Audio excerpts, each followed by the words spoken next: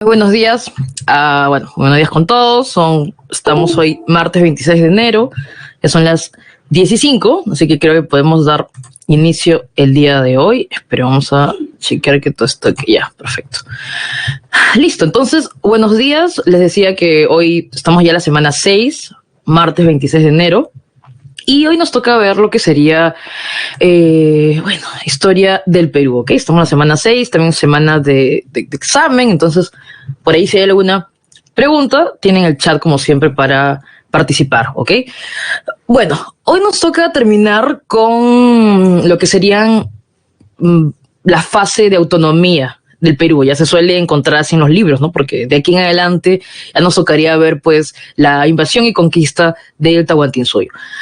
Perfecto. Habíamos quedado semanas atrás, habíamos estado hablando de lo que fue, de lo que fueron los Wari, ¿ya? Y bueno, básicamente hablar de los Wari, habíamos mencionado también cómo, por ejemplo, habían establecido estas cabeceras de región que finalmente van a tener también autonomía y además de ser pues el centro administrativo, por decirlo así, y también servir para controlar lo que es un territorio pues así vital para controlar recursos y todo ello, vemos que van a tener autonomía estas cabeceras de región y finalmente también van a rebelarse, ¿no? Ante el centro de Wari que mencionamos que era Viñaque en Ayacucho. Entonces, el intermedio tardío, ya sabes, al igual que el intermedio temprano, es decir, el segundo momento de los desarrollos regionales, ¿ya? El segundo intermedio también, como lo puedes encontrar, aunque aquí incluso ya se le dice los reinos y señoríos, los estados regionales, porque vamos a ver, por ejemplo, a los Chimú, ¿ya? Lo que quería mencionarles es que con la crisis de Wari es que comienzan estos desarrollos otra vez a nivel regional, ¿no? ¿Qué tal, Yulimar? ¿Cómo estás? Buenos días. Bueno, entonces les decía, vamos siempre con el cuándo y el dónde. En realidad hay bastante para hablar del intermedio tardío, pero vamos a centrarnos en los más relevantes, pero también es bueno que tú sepas qué otras culturas, qué otras altas culturas se desarrollaron en este periodo, ¿ya? Así que lo primero sería que si hablamos de Rou, hablamos del intermedio tardío, ¿ya? O el segundo intermedio. Si hablamos, pues, en el caso de Lumbreras, lo encuentras como los estados regionales, por ahí también le llaman los reinos y señoríos, o los constructores de ciudades, por ejemplo. ¿Ya? Muy interesante, les decía, es que les pongan estos nombres porque nos sirven un poco para ubicarlos, ¿no? Pero, profe, ¿cuáles son las altas culturas que se desarrollaron en el intermedio tardío? Bueno, muchos a veces les sirve, pues, las Che, ¿no? Para recordar. Obviamente Chavín, ¿no? A Chavín los vimos por allí.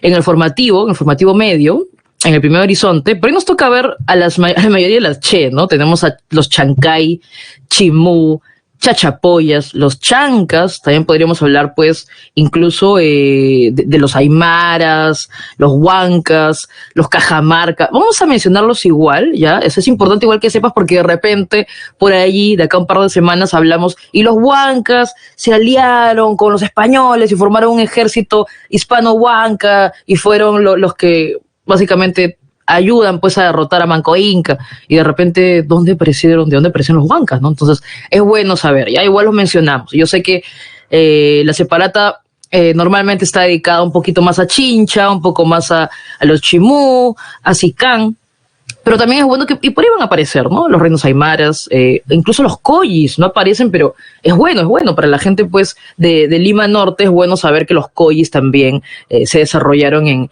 en este periodo. Comencemos entonces. Tu separata está a color, ¿ya? Tu separata está bien interesante. Es lo bueno de que puedan llegar ustedes en digital. La tienes ahí a color con información actualizada, por ejemplo, sobre los incas, ¿no? Más adelante hablaremos de esta investigación sobre el origen de los incas, ¿no? Que incluso ha utilizado ADN, ¿ya? En un rato vamos con eso. Entonces le mencionaba que aquí vamos a ver diferentes desarrollos. Yo prefiero que lo veas a nivel de territorio, ¿ya? Por ejemplo, si hablamos de la costa norte, pues ahí hablamos de Sicán, ¿no? Que luego va a ser absorbida por los Chimó. Si hablamos un poquito de la costa central, pues hablamos de los Chancay, los Ishma, que los Ishma serían, pues, los que se desarrollan luego de la cultura Lima. ¿Y por qué hablamos de los Ishma? Porque el santuario de Pachacamac, y por eso acá comenzamos con el ídolo de Pachacamac, que también lo encontramos, vino en un examen de admisión años atrás, y también lo encontramos pues como, esto ha sido investigado hace un par de años, se pensaba que el ídolo de Pachacamac había sido destruido por Hernando Pizarro, recuerda pues que cuando se captura Atahualpa, a ver, vamos por partes. Pachacamac era un oráculo, ¿ok? Y tenía importancia ya desde antes de los incas, pero los incas le van a dar también tal relevancia que incluso van a construir, por ejemplo, un Atyahuasi. No sé si alguno de ustedes ha ido al centro de Pachacamac, pero ahí vas a ver una construcción con unos ahí como ventanitas, que es un Atyahuasi, donde estaban estos jóvenes que desde pues de muy temprana edad se dedicaban a estaban recluidas y tejían, preparaban la chicha, iban a ser futuras esposas incluso de estos líderes de las etnias. Entonces la relevancia de Pachacamac como santuario es que muchos incluso he leído en algunos arqueólogos que le dicen pues como la Meca, ¿no? Como le dicen el lugar otra vez de peregrinación sí o sí, ¿no? Y bueno, ¿cómo sucede esto? Que cuando Atahualpa va a preguntarle al santuario sobre los españoles, pues le dice que le va a ganar, o sea, le hacen el pronóstico de que le va a ganar a estos señores barbones, ¿no? Barbudos. Pero finalmente cuando Atahualpa es capturado, pues dice, vayan y destruyan ese santuario que se equivocó, ¿no? En su oráculo.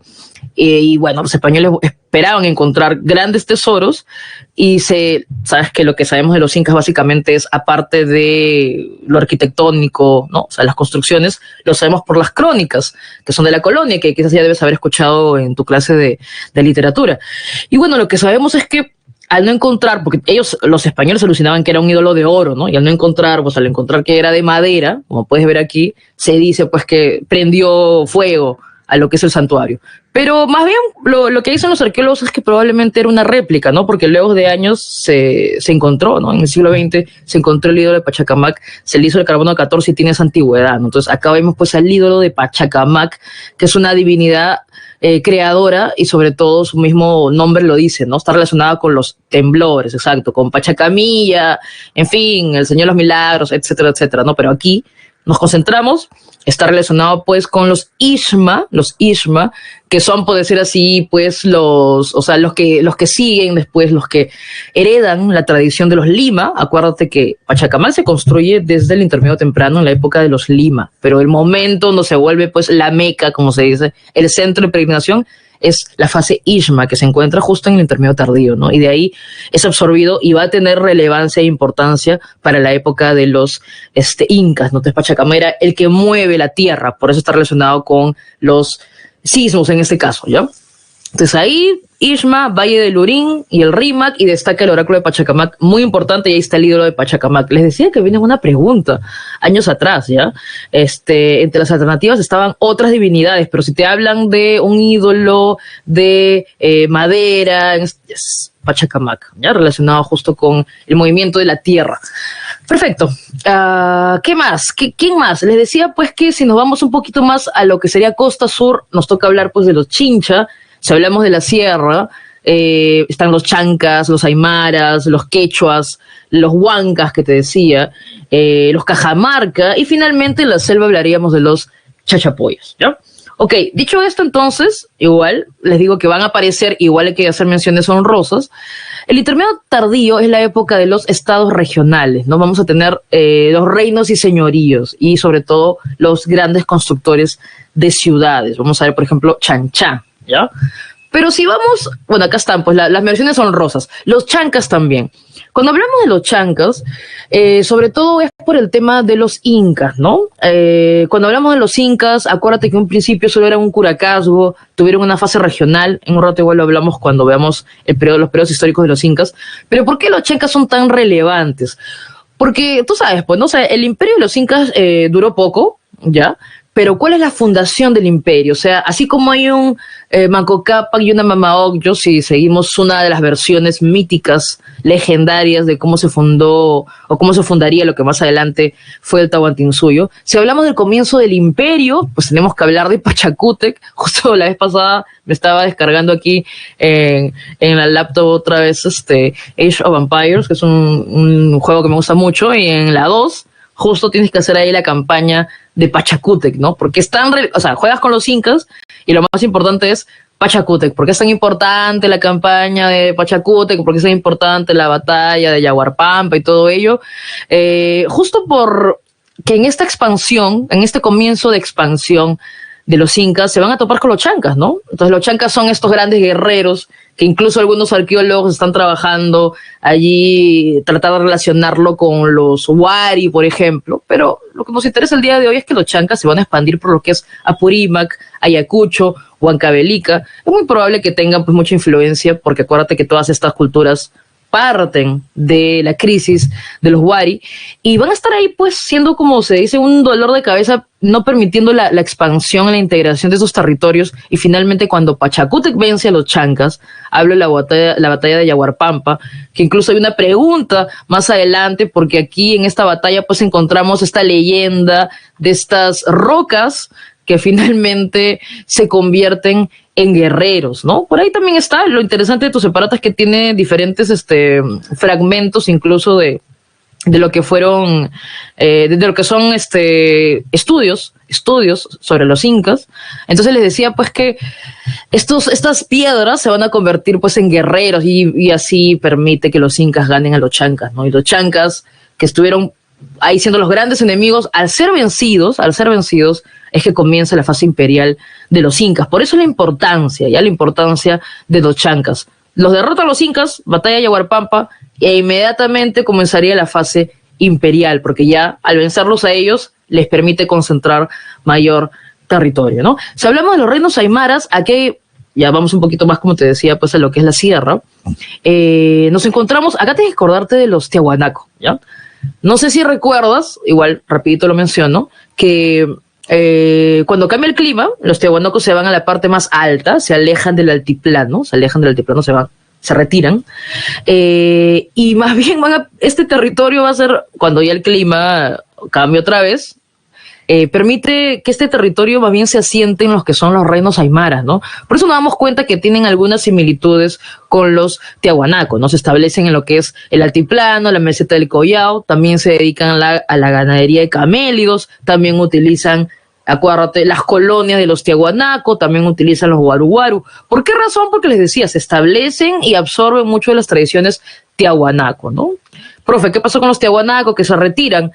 Recuerda que más adelante se van a ir en dirección a lo que es Acamama, el antiguo nombre de El Cusco, y por eso es que decimos pues que los incas tienen dentro de sus antecedentes a los tiahuanaco o los taipicala, ¿no? Pero les decía que en Tuceparata está una información bastante novedosa, que no solo los incas tendrían un origen tiahuanaquense, ¿no? También tendrían un origen netamente cusqueño. Los dos son completamente válidos. Ya esto se sabe por esta investigación, ¿no? De descendientes de los incas, y a través del ADN se ha hecho esta seriación y se ha encontrado que, además del origen que todos conocemos, que es el origen de taipicala, tiahuanaquense, también existiría un origen netamente cusqueño, ¿ya? Perfecto. Entonces no te olvides, cuando hablamos de los reinos aymaras, que más bien está relacionado con los tiahuanaco, guaruguarus, también enclaves, colonias, y aquí más bien hablamos de su arquitectura. Acá puedes ver, se está siguiendo con imágenes, o también lo ves en Tuceparata, lo que fueron las chulpas, esa arquitectura funeraria, ¿ya? Son estas torres que se encuentran justo cerca, pues al lado de Titicaca, las de Sillustani son las más conocidas. No es una tumba cualquiera, no es una arquitectura funeraria de cualquiera, es de la élite. Aquí se colocaba pues a los malcus, que son estos líderes, ¿no? De las etnias, de los reinos aymaras. Obvio, ¿no? Es un fardo funerario, es una momia que se colocaba pues en la parte alta de esta torre. Así que las chulpas fueron las tumbas de la élite, de los malcus o estos líderes étnicos, ¿ya? Les decía, van a aparecer otros también, les seguiré explicando, pero ahora comencemos con los Elocicán, ¿ya? La costa norte. Perfecto.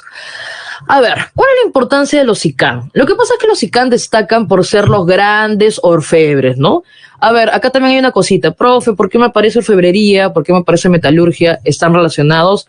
Sí, solo que pasa es que hablar de metalurgia es hablar de conocer los metales y poder trabajarlos, ¿no? En cambio, hablar de orfebrería es darle forma justo a estos metales. Así que, chicos, se dice orfebrería, metalurgia, está relacionado con lo mismo, que es el trabajo del metal, ¿no? Solo que metalurgia sería lo más general.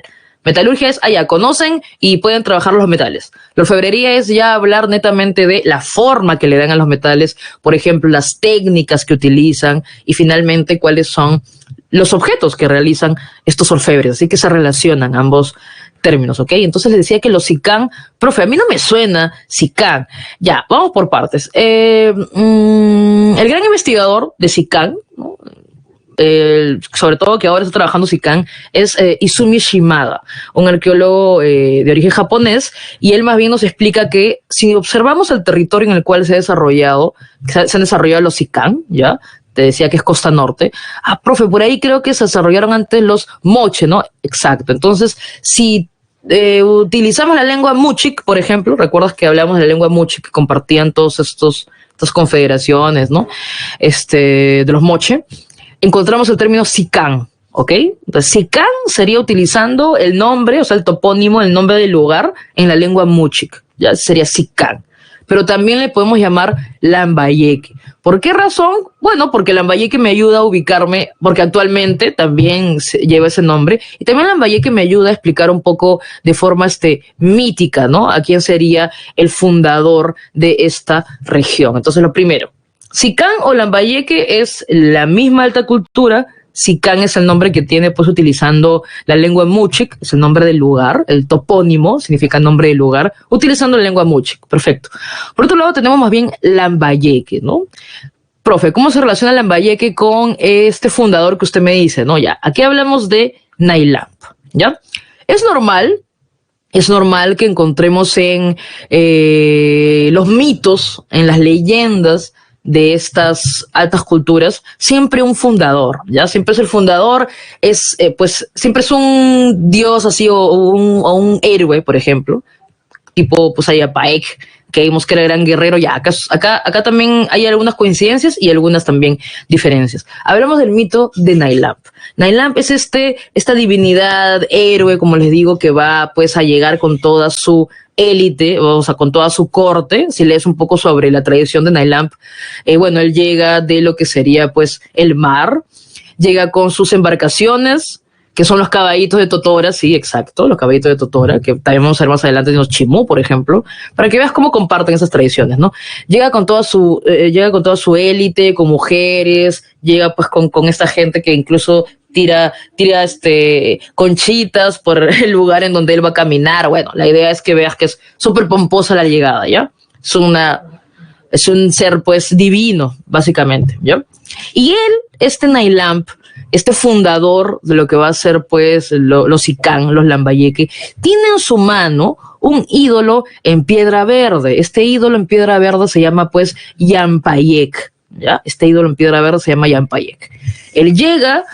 Luego, pues, pide que se construya lo que va a ser, pues, un templo, ciudad también donde él va a estar, asentado. Y aquí coloca este ídolo, ¿no? Yampayek. Por eso es que sería la explicación mítica de que este territorio toma el nombre de Lambayeque, ¿no? Viene de Yampayek, este ídolo en piedra verde que traía Nayalamp, ¿no?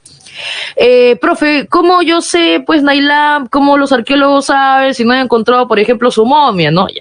Bueno, cuando no encontramos momia en diferentes territorios, ¿qué buscamos? Aparte de las tradiciones, hay que buscar las representaciones, ¿no? Entonces aquí tienes que acordarte, ya. Hemos dicho que los SICAN son los mejores orfebres. Hemos dicho que este ser divino fundador de lo que fue más adelante, pues, SICAN, que traía este personaje en la mano, que es Yampayek, y por eso toma el nombre de Lambayeque. ¿A dónde encontramos a Nayalamp, a este fundador legendario? Lo encontramos en los tumis, ¿ya? Por favor, no te olvides, los tumis son de los SICAN. Ahí, a ver, ¿ves el tumi? Inmediatamente te acuerdas quién está representado en el tumi. Nayalamp. ¿Quién fue Nayalamp? El fundador legendario de los SICAN, ¿ya? Si ves también el tumi, te das cuenta, pues, que eran excelentes orfebres por la forma, ¿no? Cómo han trabajado los metales, ¿no? Profe, ¿por qué dice tumi de Ijimo? Ijimo es la localidad, ¿ya? Ijimo es la localidad. Es el tumi, es un cuchillo, pues, ceremonial, pero les decía que más importante, aparte de ver, pues, el trabajo en el metal y todo, concéntrese en la representación de Nayalamp, y recuerden que es fundador legendario, ¿ya? Profe, ¿cómo reconozco a Nayalamp aparte, ya? Observa a Nayalamp, observa el tumi, ¿no? Para darte cuenta cómo lo representan. Bueno, Nayalamp va a ser representado, además, después con toda la ropa que tiene, lo que tiene encima, ese tocado, son plumas, ¿ya?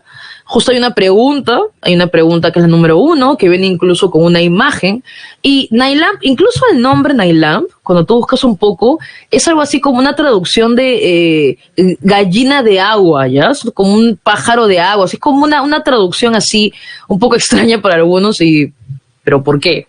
Agua es el lugar de donde proviene, y gallina, ave, está relacionado siempre, pues, o sea, está relacionado lo de gallina con una ave, e incluso lo vas a ver representado a Nailamp con este tocado de plumas, ¿ya? Siempre está relacionado con el tema de que podía convertirse en ave y podía, pues, alcanzar el cielo y, por ejemplo, hacer que llueva. O sea, sabes que todo este tema relacionado con, lo vimos en los Nazca, creo, ¿no? Relacionado con el agua, el culto al agua y la importancia del agua, siempre se da justo en estas culturas que se desarrollan, pues, por ejemplo, en la costa, ¿ya? Entonces, eso, porfa, no te lo olvides, justo hay una pregunta, ¿ya? Sobre Nailamp, que llega con toda su corte, y no te olvides que Nailamp siempre está representado con este tocado de plumas, ¿ya? Bueno, ¿y por qué tiene alitas? Una vez también recuerdo que me preguntaron, profe, el Tumi, ahí está Nailamp, y aparte de su ropa y todo, tiene alitas, ¿no? Lo que pasa es que la tradición menciona que luego le salen alas, su hijo es el que se queda más bien, su heredero, por decirlo así, y luego vuela, ¿ya? Vuela, se va al cielo, básicamente, volando. Bueno, entonces, tenemos en cuenta esto, ya tengan en cuenta esto de Nailamp. Algo más sobre esto, bueno, el Tumi ya dije que es un cuchillo para sacrificios, un cuchillo ceremonial, ¿ya? Otra razón también para reconocer a los Sicán como los mejores orfebres es observar sus construcciones y sobre todo el nombre que tiene sus principales centros administrativos, ¿no? Por un lado tenemos a Tucumé, ¿ya? Y ahí vemos que la construcción es, pues, piramidal. Y por otro lado tenemos a Batán Grande, ¿no? Ubicado en lo que sería el bosque de Pomac. ¿Cuál es la importancia de Batán Grande? Creo que su mismo nombre lo dice. No sé si alguno de ustedes tiene en su casa o alguna vez vio o sabe para qué sirve un batán. ¿Alguien sabe? ¿Algo se acuerda para qué sirve un batán? ¿Alguien tiene un batán en su casa? ¿Sabe? ¿Vio? ¿Puede escribirlo? Exacto, ahí está. Sheila, Michael, Yulimar, Alexandra, Fabia, y Aniel, sí, han contestado, es lo correcto. Los batanes sirven para moler, ¿no? Claro, actualmente, si tienes un batán pequeñito en tu casa, que es la base y pues lo que es la piedra para moler, en este caso, la gente muele pues ají, muele diferentes hierbas, claro, actualmente.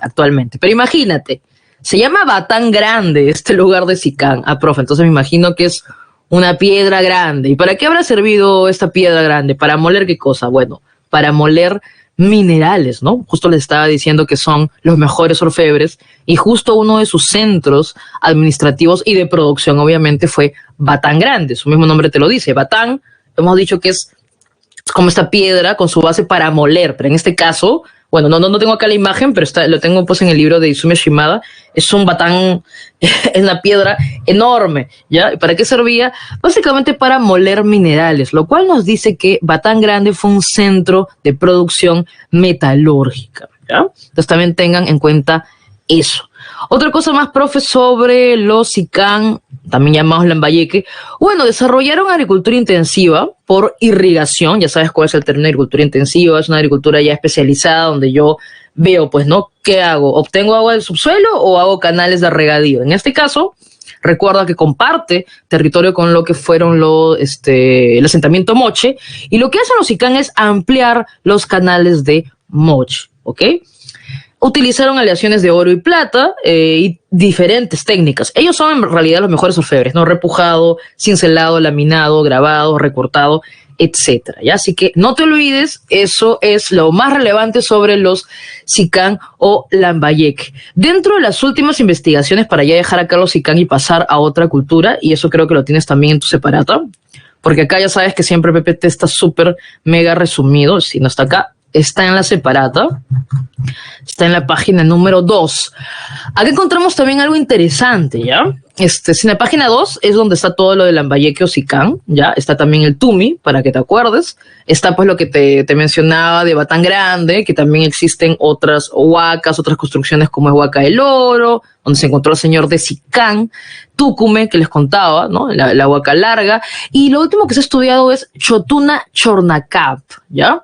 ¿Por qué es importante Chotuna Chornacap? Y lo dejo pues para el final porque es lo más hasta actual que se está estudiando, se sigue incluso estudiando. Aquí se encontró el entierro de una sacerdotisa más 8 individuos, ¿no? Entonces, ¿por qué se dice que es una sacerdotisa? Por lo mismo que observamos en la señora, por ejemplo, de Cao, ¿no? Es una mujer, se nota de la élite por todos los distintivos que tiene, por toda la ropa que tiene, ¿ya? Entonces sabemos pues que la mujer normalmente tenía funciones religiosas y también funciones políticas, así que se puede decir que fue soberana, gobernante y también una sacerdotisa de la época de los Sicán, ¿no? Es algo muy interesante lo de Chornacamp, porque, por ejemplo, acá hay algo ya bien peculiar, que solo lo estaba leyendo, eso ya es algo más arqueológico, que los entierros, en este caso, se han encontrado de espaldas al mar, ¿no? Es parte de la interpretación también de los arqueólogos.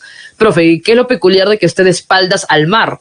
Y bueno, esto sirve para reforzar de que fueron una élite, porque normalmente los entierros, en el caso de los Sicán, que se encuentran de espaldas al mar, significa que provienen del mar, significa que se relacionan con pues Nailamp y las élites descendientes de Nailamp, ¿ya? Entonces acá tenemos por dos lados, por una parte pues la explicación de esta mujer que era perteneció a la élite de los Sicán, y por otro lado les decía pues que también te sirve para ver cómo la mujer, es que yo les decía que en el antiguo Perú, por decirlo así, el rol de la mujer era muy importante, o sea, además de lo ceremonial, incluso en la época de los incas también, al volverse pues esposas, también eran pues incluso había mujeres curaca, pero claro, luego pues de la llegada de los españoles se pierde el rol de la mujer y todo más bien queda en manos pues del esposo, del hermano, etcétera, etcétera. ¿Ya? Y también tienes un huaco de uno de estos gobernantes Sicán, ya eso es lo último que está estudiando en la sacerdotisa de Chotuna Chornacap, ese lugar. Bueno, en la página 2 también tienes, como les decía, este fragmento sobre la llegada de Nailamp, ¿no? Que llega desde el mar, con sus balsas, con toda su corte, construye pues este templo palacio Choc, ahí deja pues a este ídolo de piedra verde llamado Yampayek o Sampayek, ¿no? Que básicamente es Nailamp, ¿no? O sea, su misma representación aquí, y ahí lo encuentras en el Tumi también. ¿Cómo terminan los Sicán o Lambayeque? Primero van a comenzar a extinguirse por una sequía, ¿ya? Y los sobrevivientes van a ser absorbidos por los Chimú, ¿ya? Por eso que ponemos aquí la crisis, finalmente van a ser absorbidos y asimilados por los Chimú. Por eso vemos tanta coincidencia entre los Chimú y los Sicán o Lambayeque, ¿no?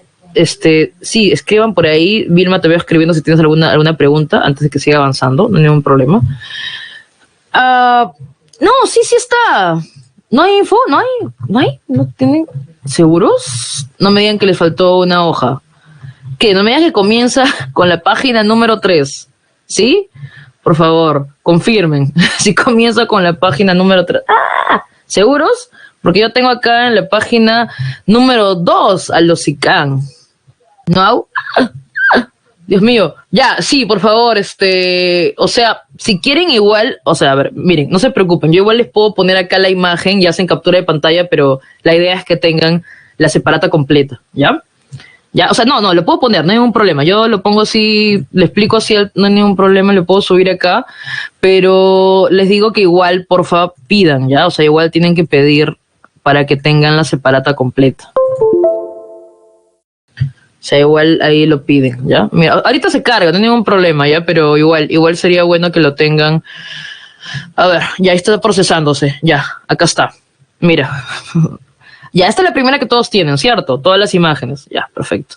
La segunda hoja, ahí comienza Sicán. Justo les decía, aquí está Sicán. Y la tercera ya sería los Chincha, que es la número 2, ¿no? Entonces les falta esta hojita. Ya, a ver.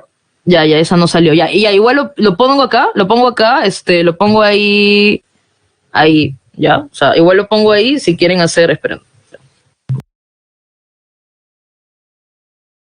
por favor, ¿ya? Perfecto.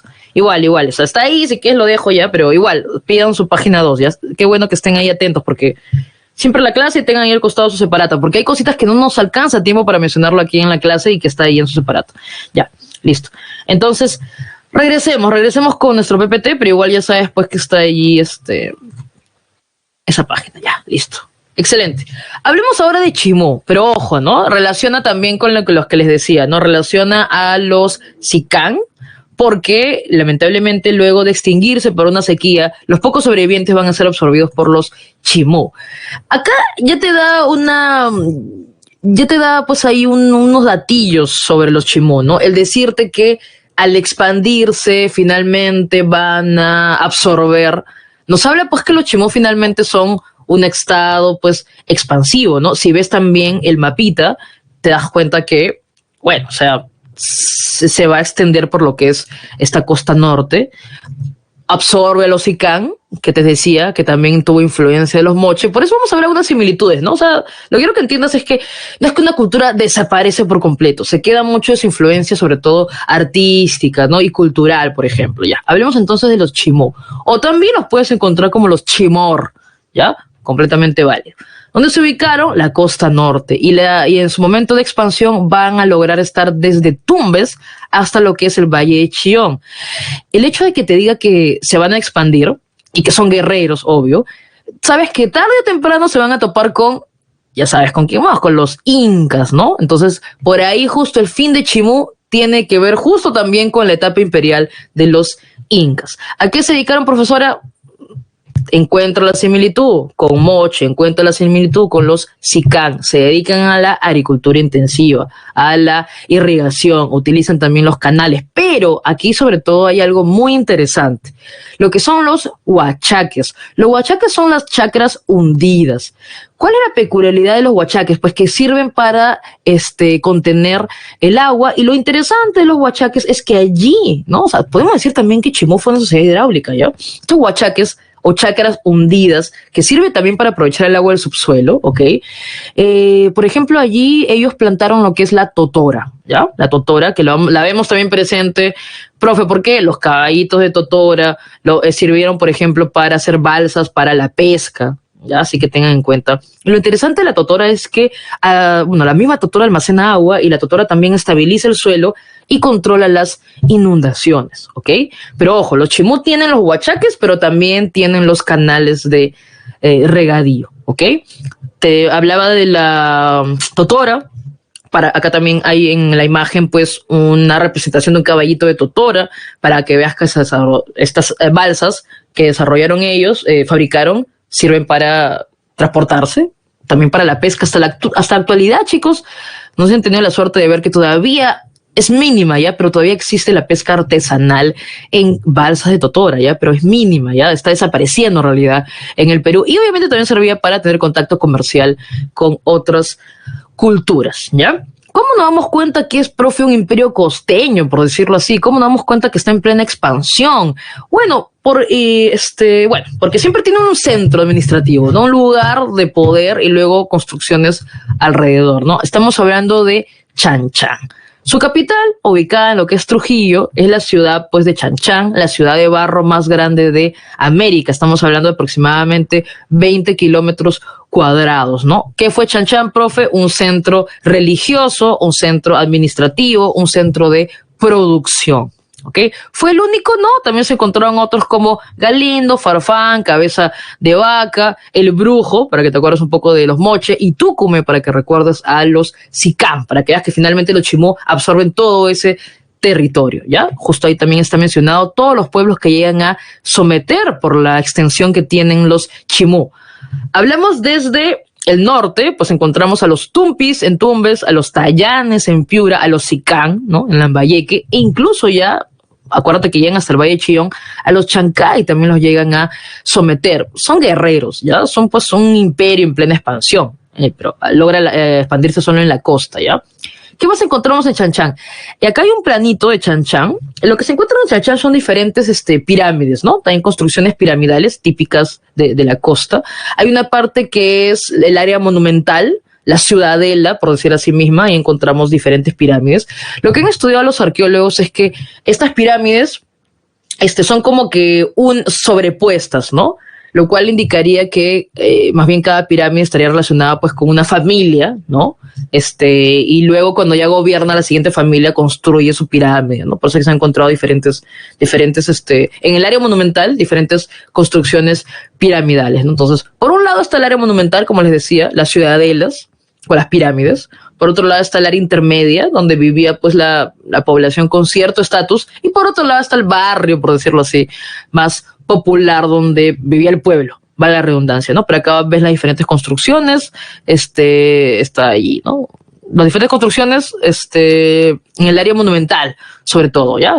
Pero Chan Chan es pues esta ciudad centro de todo, básicamente. Bueno, también fueron orfebres, profesora, los Chimú. Sí, también fueron orfebres. Van a perfeccionar algunas técnicas, pero lo toman de los Sicán, básicamente. Representan, pues, bueno, lo que hacen es máscaras, joyas, también arte plumario, ¿ya? Acá no está, bueno, acá estaba el mapita, pero en tu separata sí está. Eso sí he visto que lo tienes. Los Chimú están en la página 4, ¿ya? Los Chimú están en la página 4. Y ahí puedes observar en la página número 4. Bueno, lo primero es el mapita. Toda la expansión de los Chimú, ¿no? Para entender a todos los que sometieron. Desde Tumbes hasta lo que sería el Valle de Chillón, ¿ya?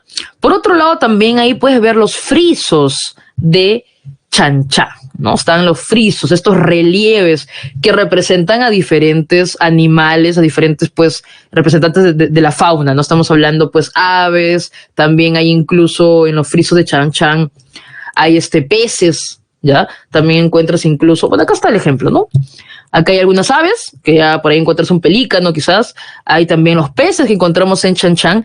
Y lo último, los arqueólogos están también, algunos mencionan que pueden ser pues ardillas o también lobos marinos. Les decía que esto del lobo marino o esta suerte de nutria es también muy presente hasta en los Nazca, hemos observado, ¿ya? Por eso que también ahí hay muchas hipótesis, pero la idea es que está representada la fauna relacionada pues con la fauna marina, básicamente, ¿ya? Entonces, los frisos son los relieves, ¿ya? Que están en los muros de Chan Chan.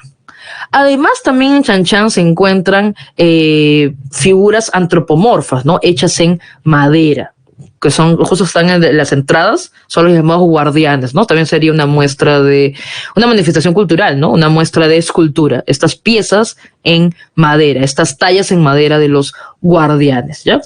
Bueno, les decía entonces que por un lado está, acuérdate que también a la gente las culturas de esta época se le dicen los constructores de ciudades, y el mejor ejemplo es Chan Chan. Les decía que es una ciudad pues enorme, son 20 kilómetros cuadrados aproximadamente. Son estas 10 ciudadelas, ¿no? Amuralladas, como te explicaba, por cada gobernante, ¿no? Se ha visto, cada dinastía construía una de sus ciudadelas, una de sus pirámides. Entonces vemos ahí los murales en Chan Chan y en otras construcciones también, la escultura, como es el caso de los guardianes, y lo último sería la cerámica, ¿no? En este caso de la cerámica vemos también, pues, o sea, no se puede negar la influencia de los moche. Observamos pues que es escultórica también, aunque es negra, ya se toma pues, es monócroma, negra, tiene pues el asa estribo, ¿no? Ahí ves un cazador, sé que no sé si se observa bien. Por un lado está el pelícano, ¿no? Ya te das cuenta que es la fauna marina sí o sí. Y por otro lado también está este cazador de cérvidos, básicamente, que se está cargando justo lo que ha logrado cazar, ¿no? Algo más. Profe, yo por ahí escuché que había un personaje que se parecía un poco a Nailam. Sí, hablamos de Takainamo, pero en este caso Takainamo es el primer soberano, ¿no? Tiene un poco de similitud porque les decía préstamos culturales, ¿ya? O sea, creo que cada clase les digo préstamos culturales, es completamente válido. Como ellos absorbieron a los Sicán, hay similitudes incluso en la explicación de cómo llegó su élite, ¿ya? Y Takainamo también te dice pues que llega desde el mar, en este caso llega desde Tumbes, pero lo interesante de Takainamo, porque Takainamo es el primer soberano de los Chimú, son las características, ¿no? Cuando hablan de Takainamo te dicen pues que es un guerrero finalmente, lo cual nos explica que es un estado militarista y por las pirámides que les decía, por las pirámides que hay en Chanchan y una pirámide sobre otra y cada pirámide para una dinastía, nos diría pues que los gobernantes el gobierno era hereditario, ¿ya? Eso también nos dice estas construcciones, ¿ya? Entonces, nuevo gobernante, nueva ciudadela construida, nueva pirámide. También si hacemos una pirámide social, por ahí también está en tu separata, el gobernante es el Chimu Capac, ¿ya? Chimu Capac, el señor de Chimu, ¿no? El rey, el gobernante, ¿ya? Y aquí hay un rey que debes recordarlo sí o sí.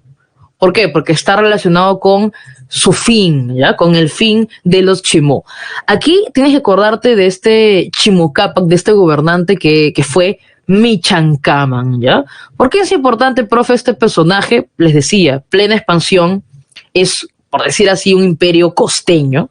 Tarde o temprano se encuentra con otra también cultura en expansión, que son los incas. Yo te decía que luego de vencer a los chancas ya nadie detenía la expansión de los incas. Acuérdate que todo comenzó con Pachacútec, ¿no? Entonces, cuando Pachacútec era el inca, esto lo vemos más adelante, lo que es llamada la corregencia, es decir, mientras gobierna Pachacútec, está, por decir así, en un periodo de prueba, ¿ya? El que va a ser su posible sucesor, ¿no? En este caso, Pachacútec era el gobernante, ¿ya? Y su auqui, o heredero, o futuro, o el sucesor, o futuro gobernante, que está en su periodo de prueba, llamado corregencia, porque corregencia es los dos rigen, los dos gobiernan, pero por un lado está el Inca, Zapac Inca, que es Pachacútec, ¿ya? Y por otro lado está el auqui, que era pues el sucesor, que en este caso sería Tupac Yupanqui, y para que veas pues que es un periodo de prueba donde él debe demostrar que tiene las aptitudes para el gobierno, bueno, le encargan a Tupac Yupanqui vencer a los Chimú, que saben los incas que están. Ya te dije, piensa en los romanos, piensa en los incas, ¿no? Si yo venzo a alguien que previamente ya ha unificado, ya ha conquistado un territorio, también me hago de ese territorio. Y es lo que hacen los incas, ¿no? Tupac Yupanqui logra derrotar a este gobernante, este Chimu Capac llamado Michancaman, ¿ya? Lo vence, ¿ya?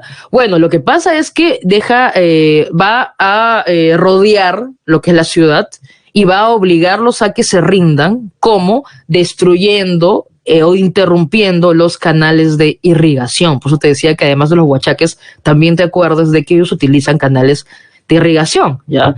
Y se obstruye el canal de irrigación, se destruye el canal y te deja pues asediado, sin agua, básicamente.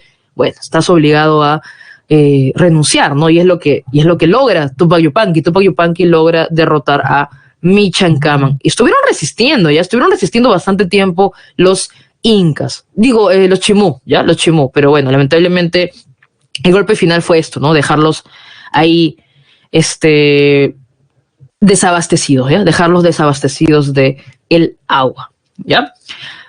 Ok, ¿qué más sería importante? Bueno, los huachaques ya los mencioné, se han encontrado cerca de 100 huachaques en las diferentes construcciones, para lo cual nos dice que era bastante importante estas chacras hundidas, ¿no? Ya hablamos también de la orfebrería, han asimilado técnicas de los Icán, que a su vez habían asimilado técnicas de los Moch, ¿ok?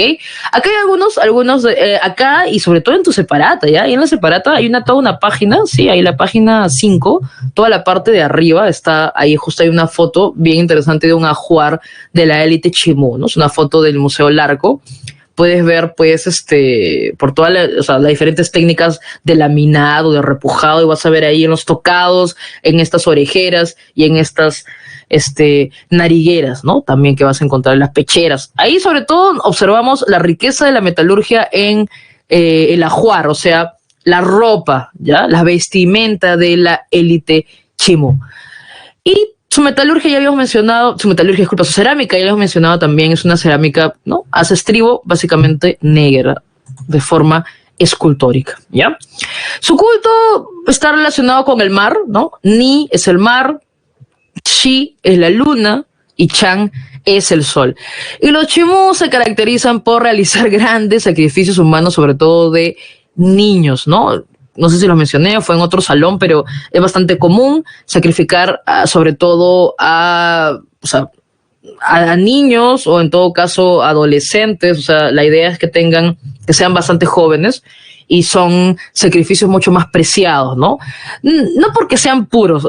La típica, la separata pasada venía justo un fragmento sobre ello y algunos chicos y chicas decían, profe, es porque son más puros. No, ese término de pureza es muy así, es muy occidental, vamos a decirlo, ¿no? En realidad no.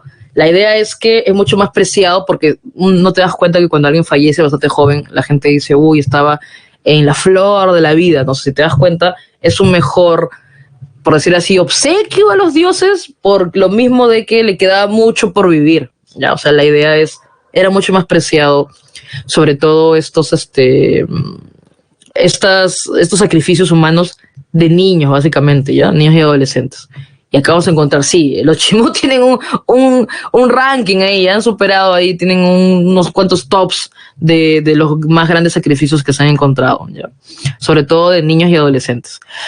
Ya mencioné, la caída y la crisis de Chimú es cuando cuando derrotan a Michancaman y logran capturar Chan Chan, destruyendo los canales de irrigación, ya, pero no nos olvidemos de los Chimú. Y pues acá hay algo muy interesante, ya. Algunos estudiosos de los incas te dicen que los incas recién comienzan a tener eso de vestirse de tal manera, de utilizar distintivos y todo a partir de que vencen a los Chimú, ¿ya? Lo que dicen los estudiosos, algunos autores sobre los incas es que cuando una vez vencen a los Chimú, también asimilan toda esa forma de vestirse de la élite Chimú con ricas telas, con diferentes adornos. Dicen que antes no eran tan así los cusqueños, ¿no? Pero luego de haber asimilado a los Chimú, ya también asimilan toda esta forma, incluso, vamos a decir, de distinguirse, ¿ya? Ok, hablemos ahora entonces de los Chincha. Les decía, pues la costa sur, básicamente. Acá definitivamente hay que ver también que hay una influencia, pues, de lo que fueron los Nazca también, en fin.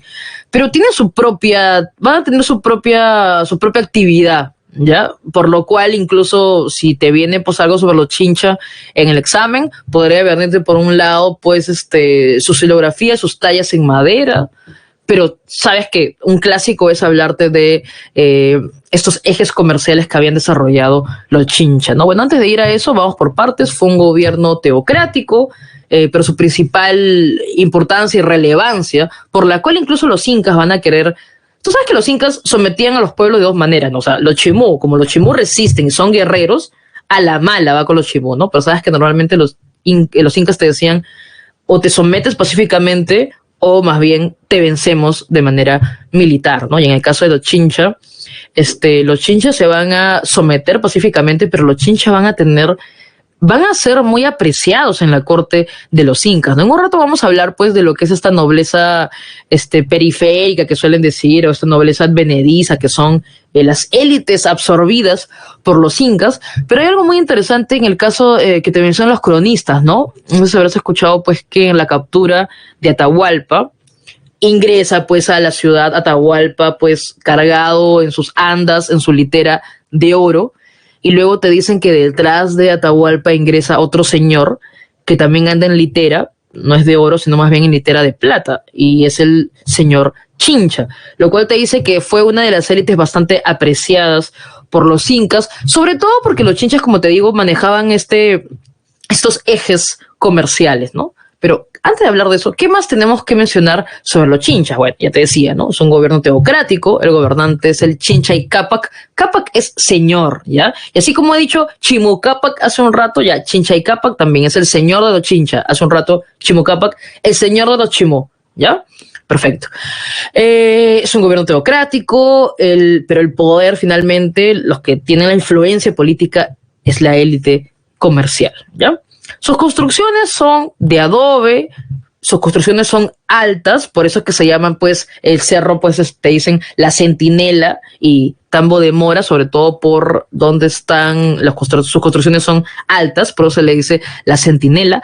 Ojo con eso, a Tambo de Mora es el centro, o fue el centro administrativo de los Chincha, ¿ya? Y ahí están las construcciones piramidales de los señores. En Tambo de Mora es lo que se ha encontrado. En lo que es escultura, ¿ya? Por un lado está la talla en madera, ¿ya? Que también le llaman silografía, que se observa en estos remos, en los remos. Acá está cortado, pero creo que sí tienes un remo completo. En la separata, bueno, la separata tiene, sí, un remo completo, sé que se ve un poco pequeñito, pero ahí está, hay un zoom y luego completo, ¿no? Que es esta remo o timones que se le dice, ¿ya? Que está en la página 3 de tu separata, ya ahí está chiquito, que lo han sacado, está en la galería digital del Mali, ¿ya? Hay un acercamiento para que veas cómo tallaban en madera, que se llama pues la silografía, ¿ya? La escultura o talla en madera llamada silografía, que son estas palas de timón, ¿no? O remos que también le dicen, ¿ya? Ves ahí el fino decorado que lo utilizaba la élite, obviamente, y ahí lo ves completo, ¿ya? Es parte de lo que es la escultura o la silografía, ¿ok? También hay estas quenas, ¿ya? También hay estas quenas chinchas, también es otro ejemplo de escultura. En cuanto a la metalurgia, ya, acá hay una influencia un poquito de los chimú, ya, pero los vasos narigones son de los chincha, ¿no? Son estas figuras, son antropomorfas, netamente es la cara de una persona con estas narices aguileñas, ya, esos son los vasos narigones, un ejemplo de la metalurgia chincha. Ahora sí quiero pasar a hablar de lo que es el eje comercial de los chincha y por qué fueron tan preciados y por qué es también un clásico de los exámenes preguntar por esto, ¿no? Ya, mira, el mapita te lo explica todo, el mapita queda muy, muy claro para explicarte cuáles son los dos ejes, las dos rutas comerciales de los chincha, ¿ya? Chincha está abajo, en lo que está pintado en rojito, ya sabes, la costa sur, y la idea era conectar, ¿no? Estas dos rutas.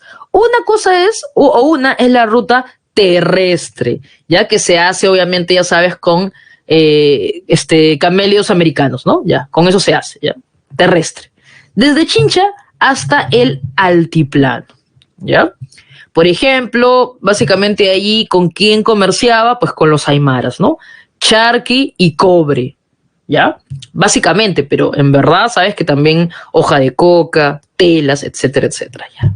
Y luego, ¿a dónde llevaba este charqui y sobre todo dónde llevaba este cobre? Lo llevaba hacia el norte. La otra ruta de comercio ya es la ruta marítima, ¿ya? Que copaba toda la costa norte. Y ahí los chinchas comerciaban con los Isma, con los Chimú y llegaban hasta la isla de Puná en lo que es actualmente Ecuador. ¿Por qué iban hasta arriba, profe? Porque en este lugar, por sus aguas calientes, habitaban o se encontraban lo que es la concha Spondylus, que en el mundo andino fue conocido como el muyo, ¿ya? Muyo se ha encontrado desde Caral, Muyo se ha encontrado en Chavín, Muyo se ha encontrado en todo lugar.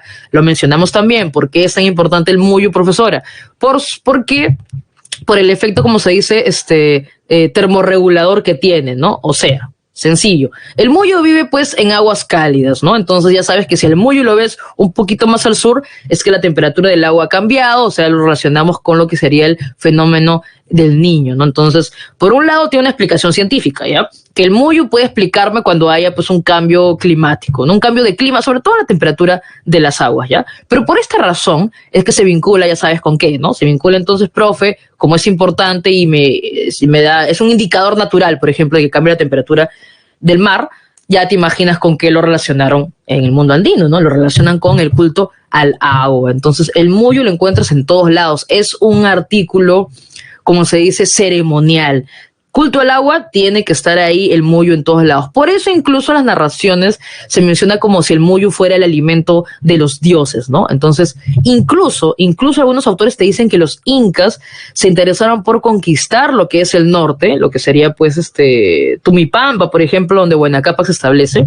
Ellos querían controlar el norte porque querían controlar, por ejemplo, el acceso al muyo, ¿no? Pero bueno, regresando a esto, regresando a los chinchas, no vayamos todavía a los incas. No te lo olvides, son dos rutas de comercio.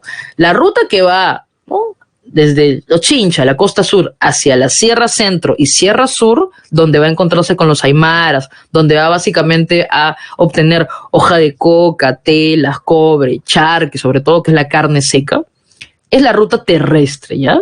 ¿Sabes? Con los camélidos, básicamente. Y la otra, la que va en balsitas, es la ruta marítima, donde llega hasta lo que actualmente es Ecuador, ¿no? La isla de Puna, donde se sumergían y ahí encontraban lo que es el muyu, que es importantísimo por ser un indicador, ¿no?, de termorregulación, un indicador de cambio de temperatura del mar. Estaba relacionado con el culto al agua y era muy apreciado, ya, o sea, traían muyo, o sea, dejaban el cobre, todo lo que querían en Ecuador, actualmente, ¿no?, en la isla de Puna, lo que es Guayaquil, y el muyo lo llevaban por todo el territorio también, quien necesitaba este muyo, ¿ya? Entonces, ahí está el mapita, ¿ya?, para entender los dos ejes comerciales es un triángulo, ¿no? Se forma un triángulo, si te das cuenta, ¿no? Desde Ecuador, lo que es Chincha y luego hacia el altiplano, ¿no? Y de regreso también. Pues dicen a veces que se genera una triangulación, por decir así, pero son por estas dos rutas, terrestre y marítima. Son los ejes comerciales de los Chincha, ¿ya? Lo cual los volvió una élite comercial, los cuales los volvió también muy apreciados por los incas, ¿ya? También se dedicaron a la pesca, ¿ya? Pero básicamente es eso, ¿ya? El intercambio que realizan a largas distancias. Y también te decía, si viene por allí el comercio triangular, te están hablando de este triángulo que se forma por las dos rutas, tanto la marítima como la terrestre de los Chincha, ¿ya? Algo más aparte, profe, sus manifestaciones culturales, aparte de la quena o aparte de la xilografía de estos timones. Sí, la cerámica también, ¿no? Una cerámica básicamente utilitaria significa que es una cerámica pues de uso doméstico, ¿no? Por un lado están los recipientes con cuellos largos, lo que sí es polícroma y tiene bastante pues decorado básicamente geométrico, ¿ya? Para si hablamos de una cerámica Chincha. También acá te han puesto al costado, ¿no? Para que veas, por ejemplo, un recipiente, pero sí, bastante característico los motivos geométricos. En la página 3 te decía, abajito, en la página 3 está justo un fragmento sobre la conquista pacífica del señorío de los Chincha. Yulimar, lo que pasa es que el muyu, que es la concha spondylus, vive pues en aguas cálidas, por eso lo encuentras en lo que es el Ecuador, ¿ya? Y eventualmente, cuando lo encontrabas más hacia el sur, te decía que la temperatura, o sea, cuando encontrabas esta especie más hacia el sur, te decía pues que la temperatura del mar estaba cambiando. Entonces tú sabes que el fenómeno del Niño, que finalmente cambia el clima, trastoca el clima y hace que por un lado haya sequías y por otro lado haya lluvias que generen inundaciones, ¿no? O sea, está relacionado justo con el cambio del clima. Y por ejemplo, si tú vives en la costa, como nosotros, para poder tener agua, recuerda, no sé si has visto el río Rímac, por ejemplo, el río Rímac a veces viene más cargado porque de dónde viene toda esta agua, de las lluvias que hay en la sierra, ¿no? Entonces, lo que quiero que entiendas es lo siguiente. El muyu, científicamente, es un indicador de cuando la temperatura del mar está cambiando, y sabes que la temperatura del mar está cambiando, es parte del fenómeno del Niño y va a tener una influencia, por ejemplo, en la sierra, ¿no? Y si yo vivo en la costa, pucha, si en la sierra no llueve, yo no voy a tener agua. Entonces, por ahí va el razonamiento científico, ¿ya? Pero tú sabes que en el antiguo Perú la élite religiosa son astrónomos, ¿no? Su conocimiento es relacionado con la agricultura. Entonces, ¿qué simbolismo le voy a dar yo al muyu? Pues puedo decir pues que el muyu más bien llama el agua, por ejemplo. Entonces el muyu lo relaciono con el culto al agua. Entonces el muyu se vuelve ya un objeto ceremonial, ¿no? Entonces, la pregunta que venía hace años era una pregunta más bien, ¿cuál era el uso, pues, o la explicación científica de la importancia del muyu? Que yo te estoy explicando, ¿no? Es un biotermorregulador, como le dicen, ¿no? Me sirve para evidenciar el cambio de la temperatura en el mar, por ejemplo. Pero si me preguntan por lo simbólico, bueno, el muyu, por su importancia, está relacionado con el culto al agua. Y luego viene todas las tradiciones, ¿no? De que si yo quiero hacer mi ceremonia al agua, necesito muyu, de que también te dicen las tradiciones que el muyu era el alimento de los dioses, pero la idea es que se ha observado desde siempre un alto comercio del muyu y que todos querían muyu, justo, como les decía, porque es importante para las ceremonias del agua. Ya la élite lo necesitaba para sus ceremonias, sobre todo vinculadas al culto al agua. Ya les digo, hay una pregunta bien antigua que más bien la pregunta era sobre la explicación científica, ¿ya?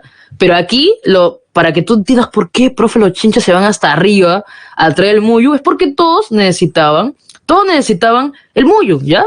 Todos necesitaban el muyu para sus ceremonias vinculadas al culto al agua, básicamente, ¿ya? A ver, ya, espérate. Por ahí veo una pregunta. El manuscrito perdido de los incas, el manuscrito de Choquibamba, ¿no? A ver, el manuscrito perdido de los incas, dice, ¿no? Eso también es uno actual.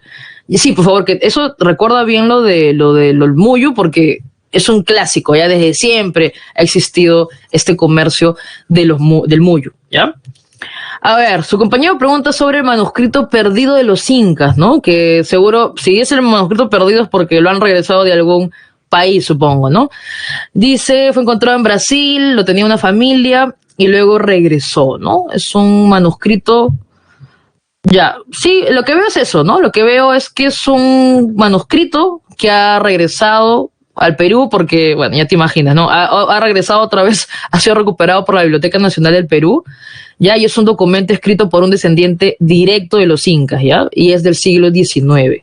Ese es el manuscrito de Choquibamba, ¿no? Eso es lo que he encontrado aquí sobre este manuscrito. Ya, bueno, a ver, lo bueno, estamos recuperando constantemente documentos, ¿ok? Ya, la caída de los Chincha. Te decía que en tu separata se encuentra, ¿ya? Está en la página 3, hay un pequeño fragmento de un libro pues recomendado para todos, mucho más adelante. Yo sé que no van a ser historiadores ni nada, pero es un libro recomendado para todos, ¿ya? La historia del Tahuantinsuyo de María Rostoros, que tiene mucha, ¿verdad? Muchas cosas interesantes sobre cómo funcionaba la economía de los incas, cómo funcionaba la sociedad. Y en realidad tu separata tiene allí, o sea, está hecha en base a lo propuesto por María Rostorovsky. Tienes muchos fragmentos que podrían venirte incluso en las preguntas sobre este libro, Historia del Tahuantinsuyo, de María Rostorovsky, ¿no? Ok, entonces te decía que el fragmento, igual te lo resumo, el fragmento es cómo fueron conquistados, asimilados por los incas pacíficamente, ¿no? Llegan los cusqueños a Chincha y le dicen, te hemos traído todo esto, oro, ¿no? O sea, mujeres, todo esto, ¿no? O sea, traemos esto, ¿no? Pero tienes que aceptar sumisión, ¿no? Para someterte ante nosotros, ¿no? Entonces, finalmente, esto también es un ejemplo de la reciprocidad. Eso sí, tengo que un rato explicarte bien la reciprocidad y la redistribución, porque son los clásicos para entender cómo funciona la economía de los incas. Es que es sencillo, mira, si no hay dinero, si hay comercio, si todavía hay trueque y todo ello, hay que entender entonces, profe, si no hay dinero, cómo el Estado consigue recursos o qué cosa sería importante en una sociedad sin dinero. Bueno, hay que comenzar. Es importante las relaciones de parentesco, ¿ya? Las hachitas de cobre que todavía siguen los arqueólogos por ahí peleándose si en verdad fue una moneda o no fue una moneda. Lo que pasa es que, mira, o sea, lo que sí es evidente es que hubo trueque y que hubo comercio, ¿ya? El problema es que el dinero lo que te ayuda es lo que pasa es que, mira, yo puedo cambiarte muyu por cobre y por charqui, ¿ya? Pero va a llegar un momento, y ahí por eso es importante la moneda, ¿ya? Hay un momento donde dos objetos no valen lo mismo, ¿no? Por eso es que finalmente la moneda te ayuda, pues, a hacer ese valor, por decir así, abstracto. O sea, me sirve esto, allá. Entonces, yo la moneda lo utilizo como la referencia a cuánto vale lo demás. Ya, comienzo. Pero aquí no hubo la moneda. Por más que haya esas hipótesis sobre las hachitas de cobre, ya, que utilizaban los de la costa, básicamente,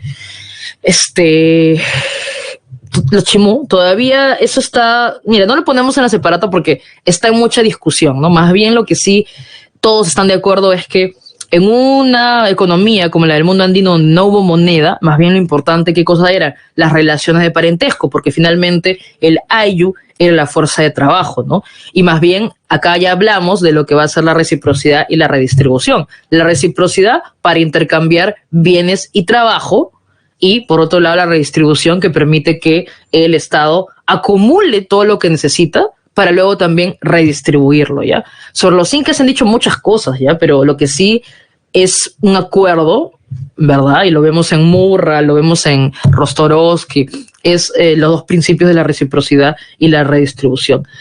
Es una pregunta interesante, Yulimar. O sea, normalmente wow, es una pregunta bien compleja. Los incas te pedían muchas cosas. En verdad yo no quisiera llenarlos de tantos datos, pero te explico así rapidito que para los incas funcionaba de la siguiente manera, ¿no? Por ejemplo, tenías que asimilar la cultura. ¿De qué manera? No solo con el quechua, sino, por ejemplo, tenías que mandar a alguien de tu élite que vive en el Cusco, por ejemplo, que sea, o sea, tú podías mantener, podemos decir así, cierta autonomía en tu territorio, ¿no? Pero sí tenías que mandar, por ejemplo, a parte de tu élite a que vive en el Cusco. Y esa élite, Cusco tenía que hablar, pues, el quechua. Esa élite, pues, esa nobleza provinciana, como dicen, que venía al Cusco, desde su tierra al Cusco, tenía que asimilarse y comportarse, por decir así, como los incas, ¿ya? Bueno,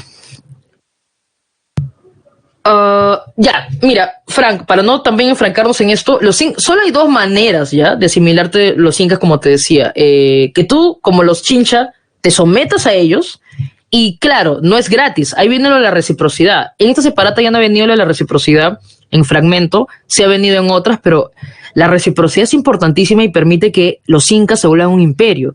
Profe, ¿qué está diciendo? Es que yo, el inca, quiero que alguien se someta. Ya te digo, solo hay dos maneras. Como los chimú, nos vamos a la guerra y te venzo, o como los chincha, te sometes de forma pacífica, pero no te preocupes que no es gratis. Yo, inca, para mantener mi relación contigo y que tú aceptes, voy a hacer la reciprocidad.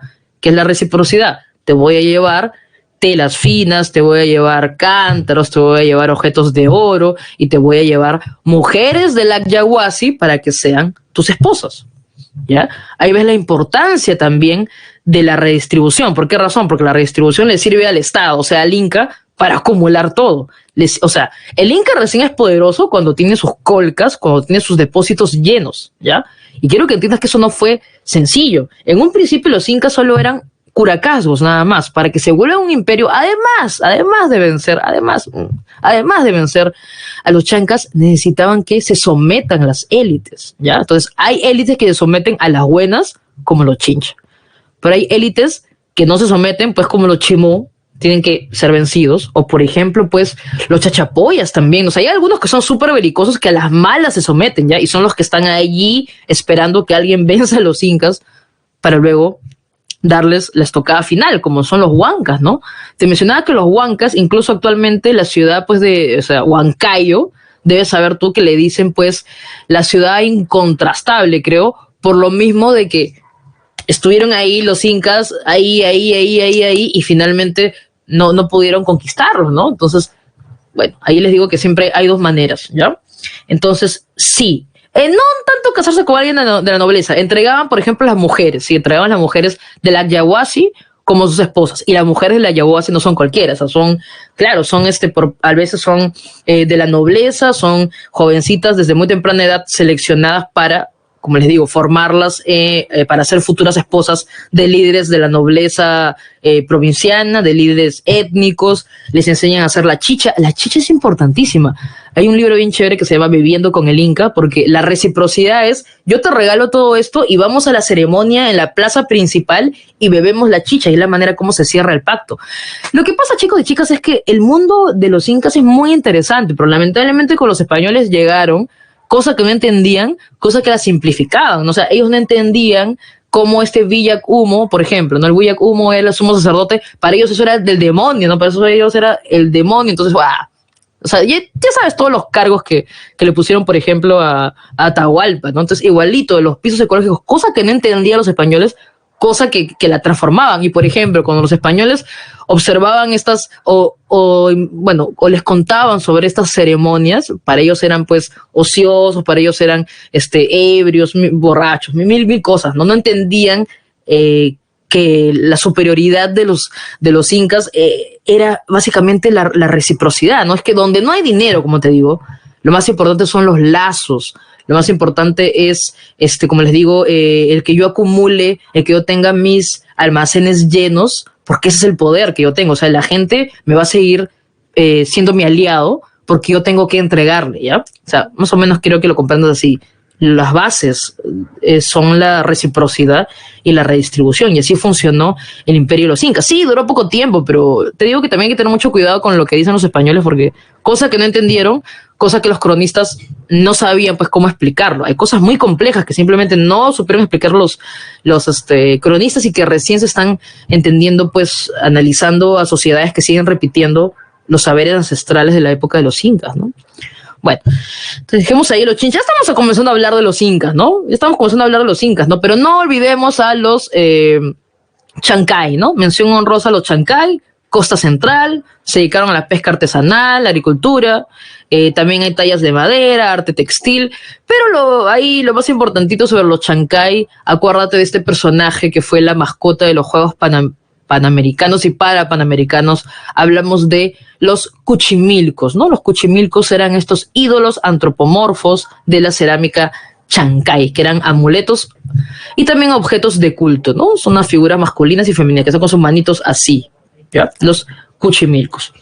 Y bueno, si tenemos que hablar de los chachapoyas, también habría que mencionar que fueron grupos regionales así independientes, agrupados en comunidades, tenían sus ciudades fortificadas en lugares inaccesibles. Hablamos, por ejemplo, de Cuelap, Eran Pajatén, los mismos sarcófagos de Caragia, ¿no? Hechos de arcilla, son estos ataúdes donde se encontraban estas momias de sus líderes envueltas y sentadas, ¿no? Los collis también les mencionaba, ubicados en el valle de Chillón, y los cajamarca, ¿no? Que los cajamarcas son los que finalmente van a ser pues absorbidos por los incas. Los valles termales eran pues de los cajamarca, ¿no? Ellos también, los cajamarca, realizaban su cerámica caolín, su cerámica blanca.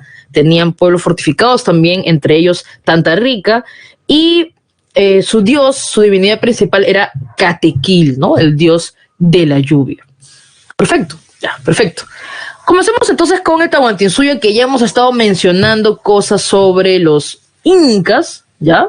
Tahuantinsuyo es la región, básicamente, es el nombre que tiene. Y lo primero que yo tendría que decirte es que ojo con la información, ¿no? Ojo con la información, porque básicamente la información que tenemos de los incas es, por un lado, las construcciones, te decía, toda la evidencia monumental, arqueológica, pero por otro lado, básicamente son las fuentes coloniales, ¿no? Nos han servido mucho para entender las dinastías, cómo funcionaba un poco la economía, pero les decía, mucho cuidado, porque cosa que no entendían los españoles, cosa que, mira, el solo decirte costa, sierra y selva, que te enseñan cuando estás en inicial, cuando eres pequeñito, es una manera muy sencilla de explicar toda la complejidad, por ejemplo, de los pisos que uno tiene, ¿no? Entonces, ahí ojo con ello, ¿ya? Lo primero es que, bueno, Horizonte Tardío es la tercera síntesis, es un imperio panandino, perfecto. Pero aquí concéntrate en el mapita. El mapa que tienes tanto aquí como en tu separata es un mapa de la época ya imperial, de la época de la máxima expansión, ¿no? Donde llega pues al río Acasmayo en el norte, la parte de la selva amazónica en el este, en el sur lo que es Chile, el río Maule, y en el oeste el océano Pacífico. Pero ojo, este es la época de la máxima expansión, ¿ya? Perfecto, eso es lo primero. Segunda cosa, estas regiones sí, tienes que saber distinguirlas, ¿ya? Mi recomendación es esa. Por un lado está el Chinchaysuyo, para que más o menos te acuerdes. Chinchaysuyo, profe, me suena a los chincha. Está relacionado justo con el territorio pues del comercio, por ejemplo, de los chincha, ¿no? Por eso justo va, ¿no? Incluso tiene parte de lo que sería pues Ecuador, incluso, ¿te acuerdas? Pues no, Chinchaysuyo es la región, porque suyo es región, relacionado con los chinchas, ¿no? Justo con el comercio de los chinchas. En este lugar, lo más importante es recordar que tiene la mejor tierra para la agricultura. Por eso es que ahí está sentada la mayor parte de la población. ¿Ok? El segundo es el antisuyo. El antisuyo me ayuda, pues, a controlar lo que es la selva alta, ¿no? Por ejemplo, las especies como la hoja de coca que se dan en esta parte. No avanzaron más, ya sabes, porque, a ver, no es que no haya un interés de los incas en la región amazónica, sino que el problema es que no había, a ver, yo que te dije, ¿por qué vencieron los chimú? Porque los chimú ya se habían expandido como un imperio en la costa. Acuérdate de los romanos, acuérdate de los incas.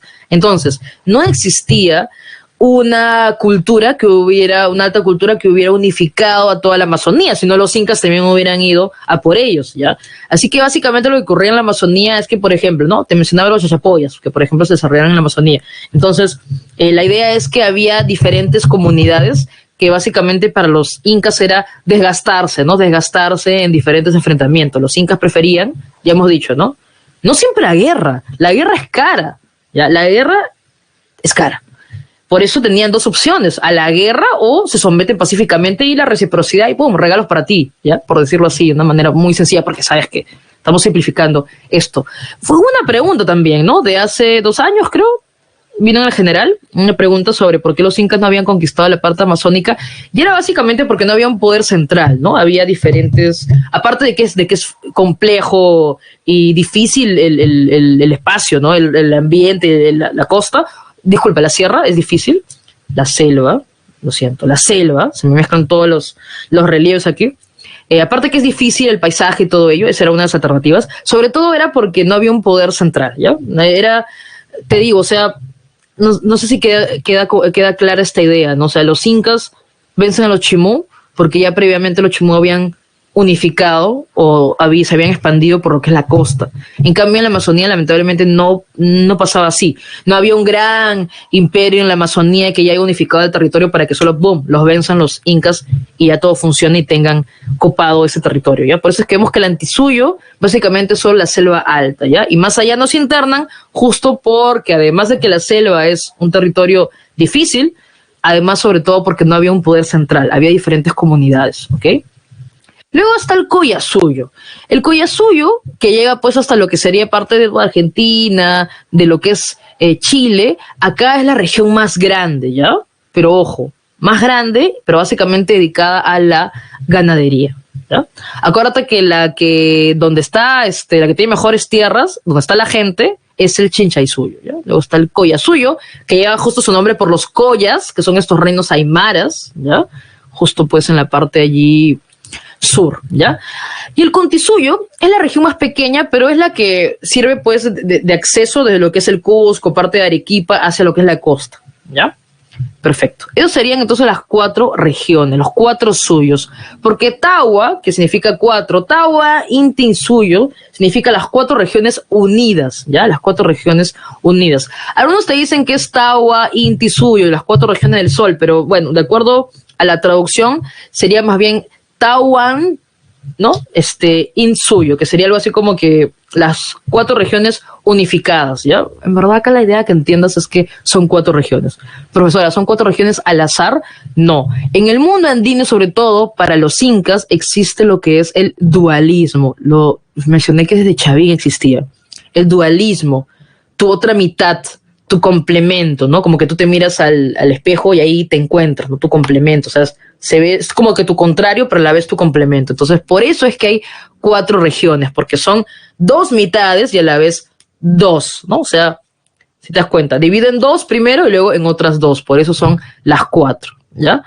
Sé que esa parte es medio complicada, pero solo quiero que tengas en cuenta eso, que si hay 2, o si te hablan de diarquía, dualismo, incluso pues 2, ya, es porque siempre va a haber el gobernante y su complemento, ¿ya? El otro señor que complementa a este gobernante. Por ejemplo, Anan complementa con Urin, ¿ya? Eso quiero que entiendas. Profe, pero acá hay 4, porque de 2, cada mitad tiene 2 más, por eso hay 4, ¿ya? Solo les digo, sé que esta parte es muy fastidiosa, ni siquiera voy a hablar de Tom Suidema, porque a mí el libro me dio pues un colapso difícil de leer. Él te habla del sistema de los eques, que las huacas están colocadas de tal manera. Ya, no vamos a ir a eso todavía, porque eso sería algo para especialidad, ¿ya? Pero si por si acaso por ahí lo encuentras, Tom Suidema es el que habla de los eques, ¿no? De estas líneas, por decir así, pues que conectan las diferentes huacas, ¿ya? Que hay. Ok, acá sí, por favor, esto sí, concéntrense, esta parte tiene que quedar bastante clara porque son los principios económicos de los incas, ¿ya? Este es vital, que quede súper claro. Ya he ido un poco explicándolo, ¿ya? Pero igual, acá creo que quede claro. ¿Cuáles son los principios socioeconómicos? ¿Por qué razón? Porque es cómo organizo la sociedad y cómo tiene influencia esto en la economía. Por eso es un principio socioeconómico. Por un lado está la reciprocidad y por otro lado está la redistribución.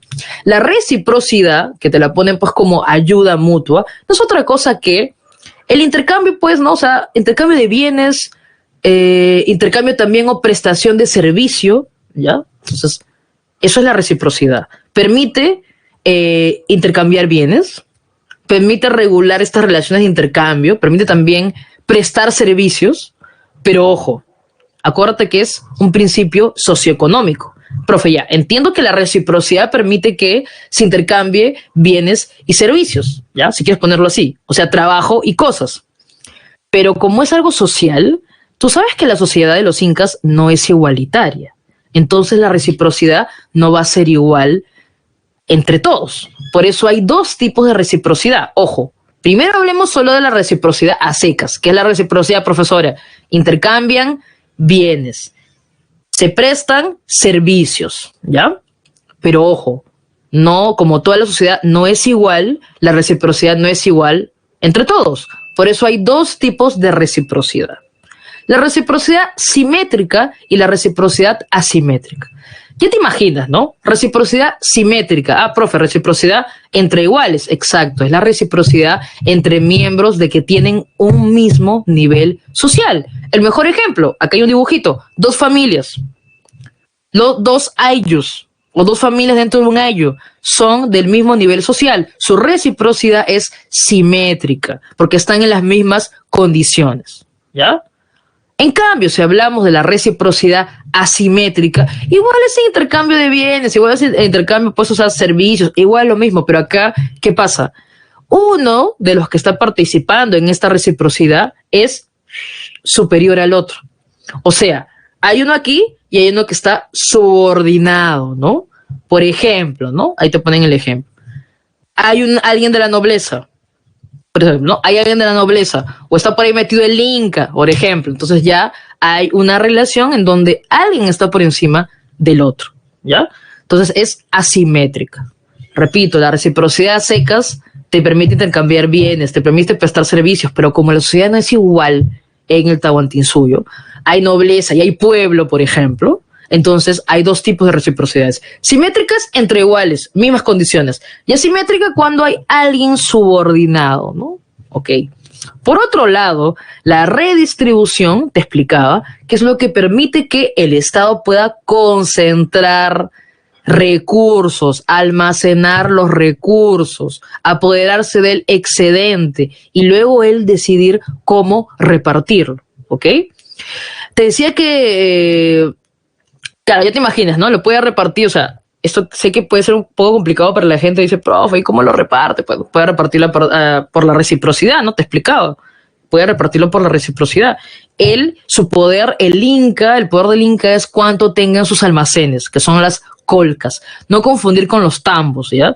Los tambos que los encuentras en cualquier lugar, en la esquina de tu casa, por esa razón tiene ese nombre, ¿no? No es de casualidad. Y es porque los tambos eran esta suerte, pues, de posadas que se encontraban a lo largo de los caminos, pero no confundir los tambos con las colcas. Las colcas son los depósitos. Y ya te dije, mientras más lleno tienes tu depósito, tienes poder.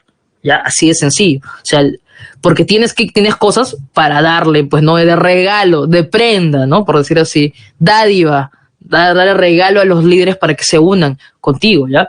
Mira, hay un episodio muy, muy interesante en la época de Huayna Cápac. Te explicaba yo que la reciprocidad es esto, ¿no? Yo entrego para recibir algo a cambio, ¿ya?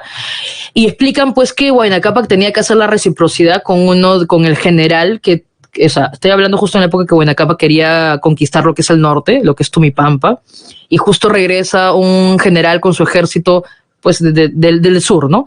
Entonces, no creas que porque es el Inca, el general tiene que ir con su ejército a apoyarlo en el norte. No, tiene que haber primero la reciprocidad. Es que te digo, sé que es un poco difícil para nosotros, pero tiene que haber esta ceremonia, ¿ya? De reciprocidad. Por ejemplo, ¿no? La reciprocidad no solo es entre ayllu y ayllu, la reciprocidad también es entre nobles, por ejemplo, ¿ya? Entonces, lo que nos dice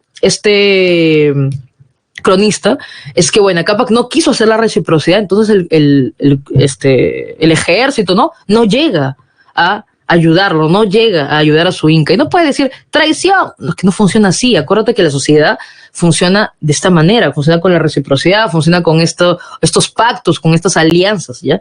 Entonces ya te imaginas que a la larga, cuando alguien no quiere hacer la reciprocidad, cuando alguien, por ejemplo, Huáscar, no quiere reconocer los derechos que tienen las panacas, las familias reales, comienza a fallar esas alianzas, ¿no? Solo quiero que lo tengas eso en cuenta, por ejemplo, ¿ya? Entonces, esos son los principios, es lo que sostiene el poder, la economía, ya es lo que así funciona la economía y la sociedad de los incas, ¿ya? Bueno, por otro lado, profe, ya, ok, pero ¿a qué se dedicaban? Si hablamos de actividades económicas, ya, pues se dedican principalmente a la agricultura, ¿no? Pero también se dedican a la ganadería de camélidos. Acuérdate que es un ofertón porque el camélido te da transporte, lana y también alimento, ¿ya? También se dedicaban a la textilería. Puede ser un textil sencillo, ¿no? También puede ser un textil muy fino, que por ejemplo se hacía en los agyahuasis. Ahí puedes ver a una dama, una señorita con un telar de cintura, ¿no? Se amarraba aquí y se amarraba a la cintura una superficie, por otro lado la cintura, para poder trabajar, ¿no? Pero te decía que principalmente la agricultura ha sido la base ya de la producción.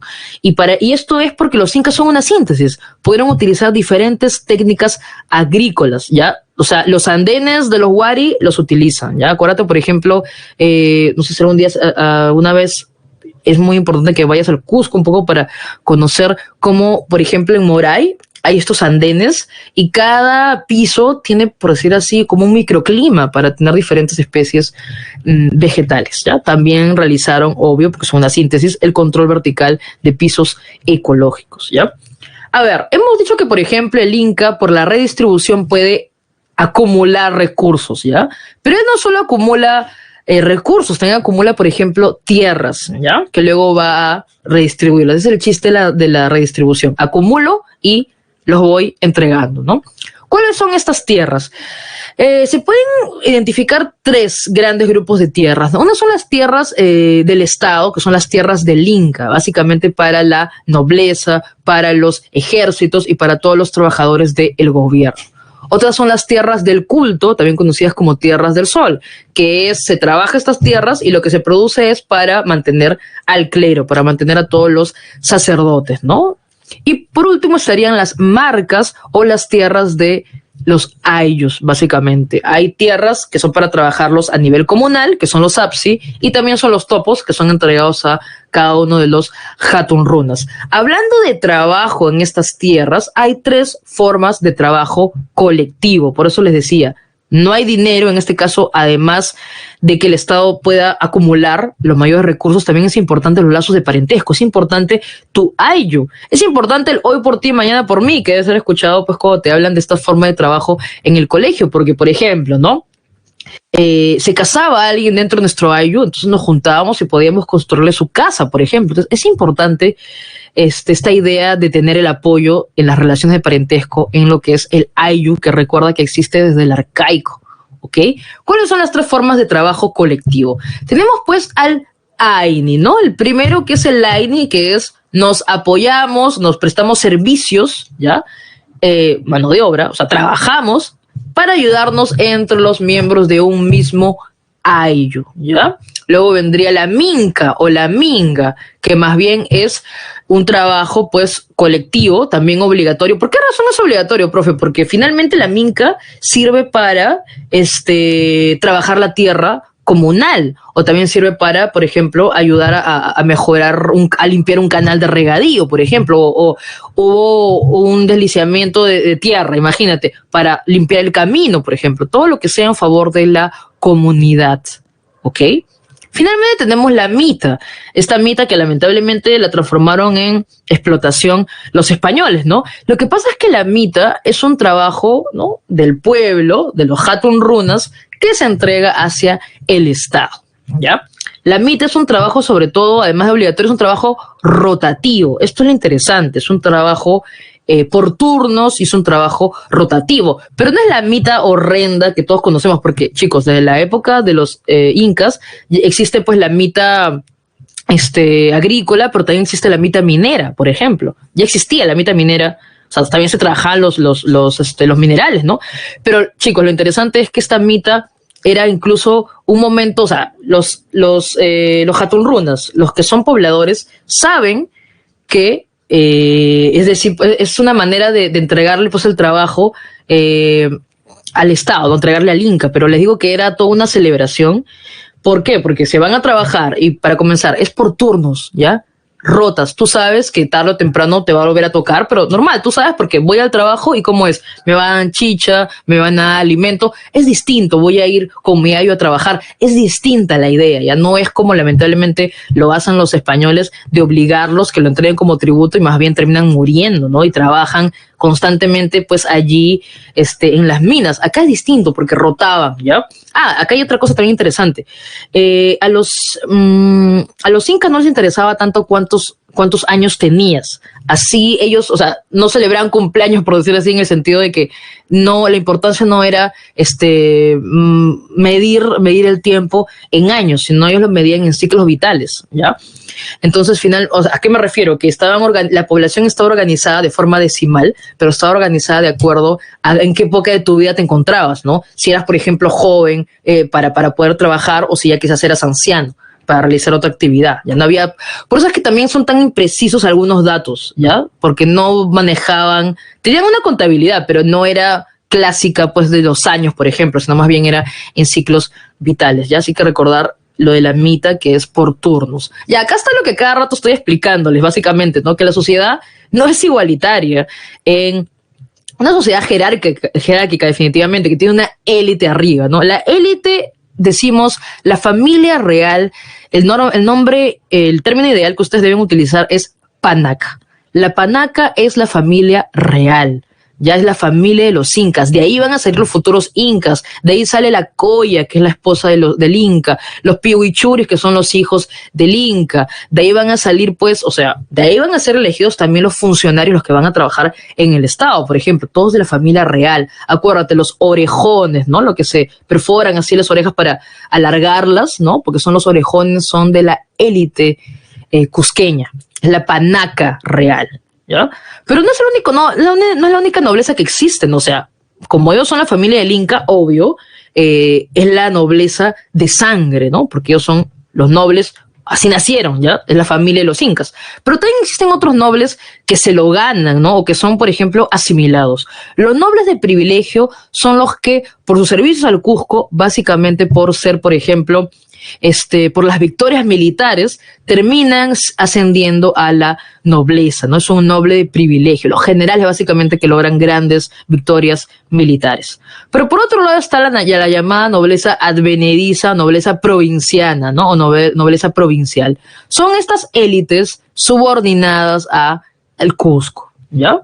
Luego vendrían el grueso de la población, la gran fuerza de trabajo, los Hatunrunas, ¿ya? Ya sabes que están organizados en ayllus y la idea es acá tener ser parte de un ayllu para que tengas relaciones de parentesco, para que puedas trabajar en comunidad, para que tengas que comer, o sea, así funciona, ¿no? Por eso era un poco triste, digo entre comillas, no pertenecer a un ayllu, no tener un ayllu, ¿ya? Pero bueno, les decía que de aquí salen todos, salen los mensajeros, que son los chasquis, salen pues los mitimaes, que son los colonizadores, y hay diferentes mitimaes, ¿eh? Hay mitimaes, por ejemplo, o sea, tú puedes ser un mitimae, así un colonizador al estilo tiahuanaco, ¿no? Porque bueno, te vas a movilizar y todo, pero también puedes ser un mitimae por castigo. Eres una etnia pues así súper rebelde, así como cuando estabas en el salón y te juntabas con tu mancha para hacer bulla y los profes los separaban, ya, así igualito. También puede ser un mitimae por castigo, o sea, te estabas rebelando con tu etnia, entonces los agarro, los separo, los mando a otro territorio. Sigue siendo colonizador, pero es por castigo, ¿ya? Chasquis, los mensajeros, los mitimaes, que son los colonizadores, y las agyas, estas jovencitas que les decía que desde jóvenes, pues de muy temprana edad, se las formaba para ser futuras, o sea, pueden ser futuras esposas de diferentes líderes, ¿no? Que se entregaban la reciprocidad. Exacto, acá viene la explicación. Luego están los yanaconas. Los yanaconas, ¿qué pasa con los yanaconas? Los yanaconas van a heredar esta categoría y los yanaconas son los que van a ser sacados de su ayllu. profe, ¿por qué razón ya no quieren los incas que pertenezcan a un ayllu? ¿Te acuerdas que te digo que es un ayllu, relaciones de parentesco, hoy por ti, mañana por mí? ¿Por qué los incas crean esta categoría de los yanaconas? Porque si lo sacan de su ayllu, ya no tienen ninguna relación con su ayllu. ¿Y de quién son dependientes? A ver, hay que razonar ahí. Si ya no tienen ayllu, ¿de quién van a ser dependientes? ¿A quién tienen que, rendirle cuentas si quieren sobrevivir? Finalmente, pues, al inca, ¿ya? Ese es el plan, esa es la idea, exacto, Vilma, esa es la idea de los incas. Si yo saco a algunas personas de su ayllu y todavía lo vuelvo hereditario, simplemente me necesitan a mí para seguir sobreviviendo. ¿Y qué terminan siendo los yanaconas? Los que no tienen ayllu, los sacan de su ayllu para que sean sirvientes del Estado. ¿Ok? Otra cosa es un piña o un pinacuna, ¿no? Que es el esclavo, ¿no? O sea, tú te rebelaste, te moví y te seguiste rebelando, estás ahí conspirando, entonces vas a hacer, pues, mi fuerza de trabajo y te voy a castigar y te mando a los cocales, el peor trabajo, ¿ya? Te mando ahí a los cocales. Vienes, mira, el término esclavo hay que tener un poco de cuidado porque dicen, ay, profe, esclavismo a los incas, pero simplemente es para distinguir, ¿no? Una cosa es un siervo que finalmente no le pasaba tan mal, ¿no? Le quitas de tu ayllu, pero imagínate que era sirviente de la familia real, no le pasaba tan mal en realidad. Pero otra cosa es ser un esclavo, o sea, ser un prisionero de guerra y que te manden de castigo a trabajar en los cocales, ¿ya? Así que el yanacona no le pasaba tan mal si lo comparamos con el piña o el pinacuna, ¿ya? Por ese lado más o menos, Vilma, la idea simplemente yanacona es tener a alguien que en un principio sí, Vilma, pero luego recuerda que ser llana pasaba de generación en generación. Tampoco quiero confundirte, pero ¿cómo te das cuenta que a yanacona no la pasa tan mal? Porque va a haber un momento donde incluso va a haber curacas yanaconas, ¿ya? Y la idea es, ¿qué cosa quiere el Estado? Que sean solo fiel a ellos, ¿ya? Ya no quieren hacer la reciprocidad, pues ya no quieren ir allí dando cosas para que sean fieles a ellos. Más bien quieren a alguien que ya desde nacimiento sea fiel, como son los yanaconas, porque pasa de forma hereditaria, ¿ya? Entonces, yanacona lo básico, es sirviente del Estado y la idea es que no tenga ayllu, para que solo sea fiel a ti, como inca. Ya en cambio el pinacuna es tu castigo, pues, ¿no? O sea, eres un prisionero de guerra, por decirlo así, y finalmente terminas trabajando en el peor lugar que son los cocales, ¿no? Si hablamos de la política, tenemos pues al gran gobernante soberano del Tahuantinsuyo, el Zapac o Zapan Inca, es la máxima autoridad. No te olvides que hay diarquía y corregencia. ¿Qué significa? Tiene un complemento. Siempre hay un Anan y un Urin, ya están gobernando ahí.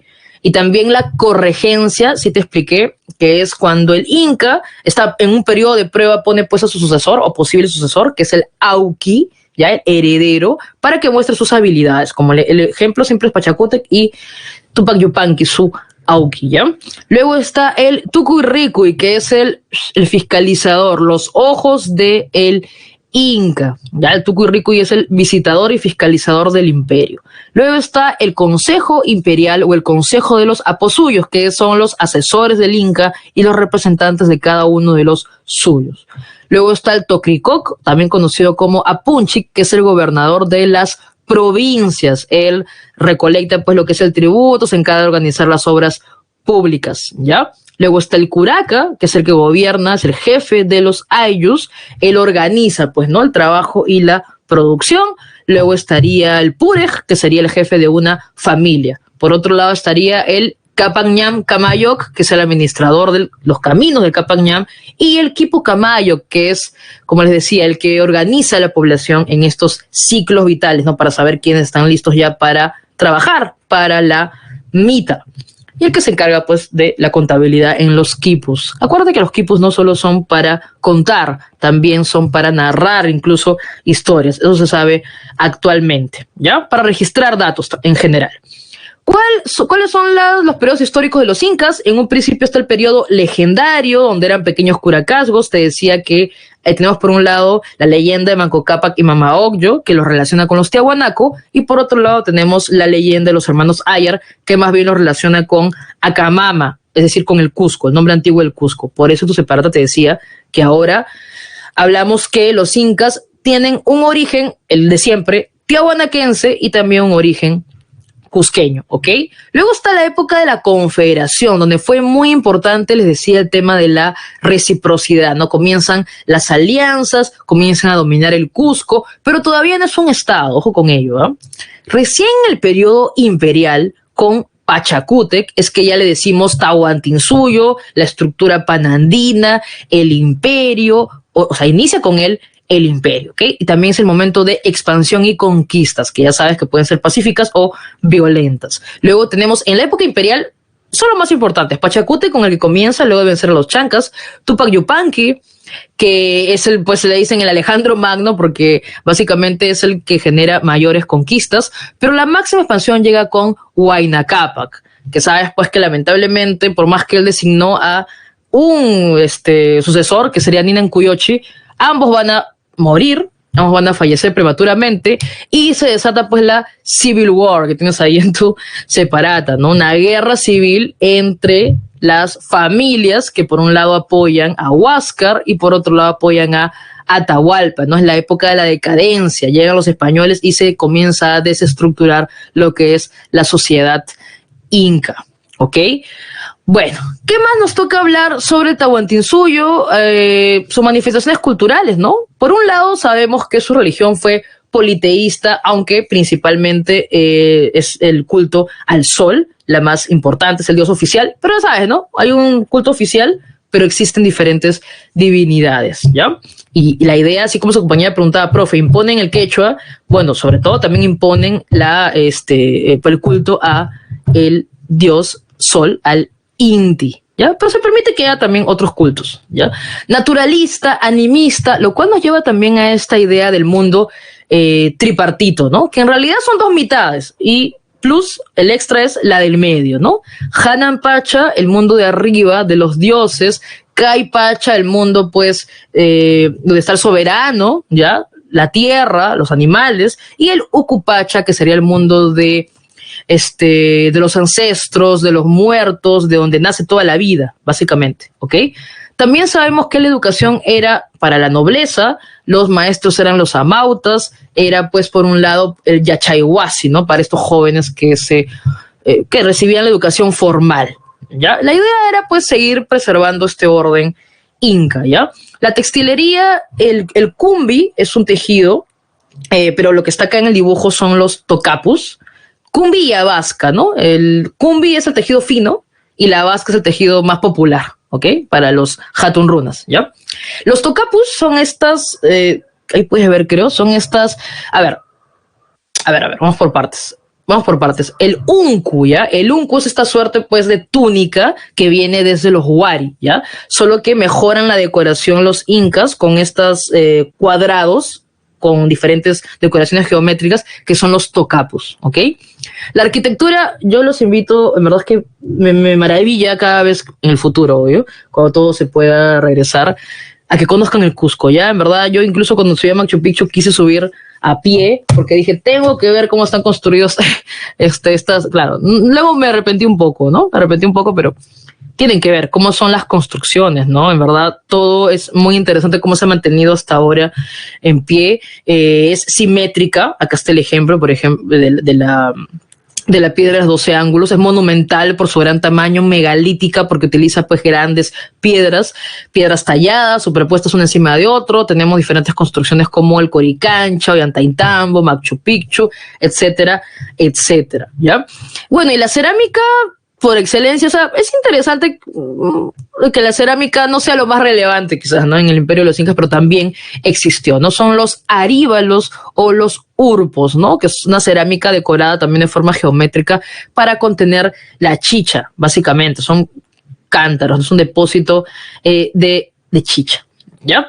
Bueno, entonces tenías ahí en tu separata, ¿verdad? También tienes un fragmento sobre la guerra entre Huáscar y Atahualpa, que básicamente yo la desarrollo cuando hablamos de la invasión de los españoles, pero acá la idea es que son familias enfrentadas, y lo que pasa es que Atahualpa tiene bastante, como se dice, prestigio, porque es un excelente guerrero, ¿ya? Atahualpa es un excelente guerrero. Más bien Huáscar, había muchas cosas que Huáscar estaba haciendo que no le gustaba también, ¿no? Por eso a los cusqueños, ¿ya? Así que también va a haber allí aparte de la guerra civil, también están, no te olvides, las diferentes, no solo son las familias enfrentadas, también son las diferentes etnias que han sido conquistadas por los incas y que justo ven en este momento que se encuentra débil el gobierno, que es el mejor momento para ser autónomas otra vez, ¿ya? Y justo eso se junta con la llegada de los españoles, ¿no? Nos toca hablar la captura de Atahualpa de acá 2 semanas cuando hablemos de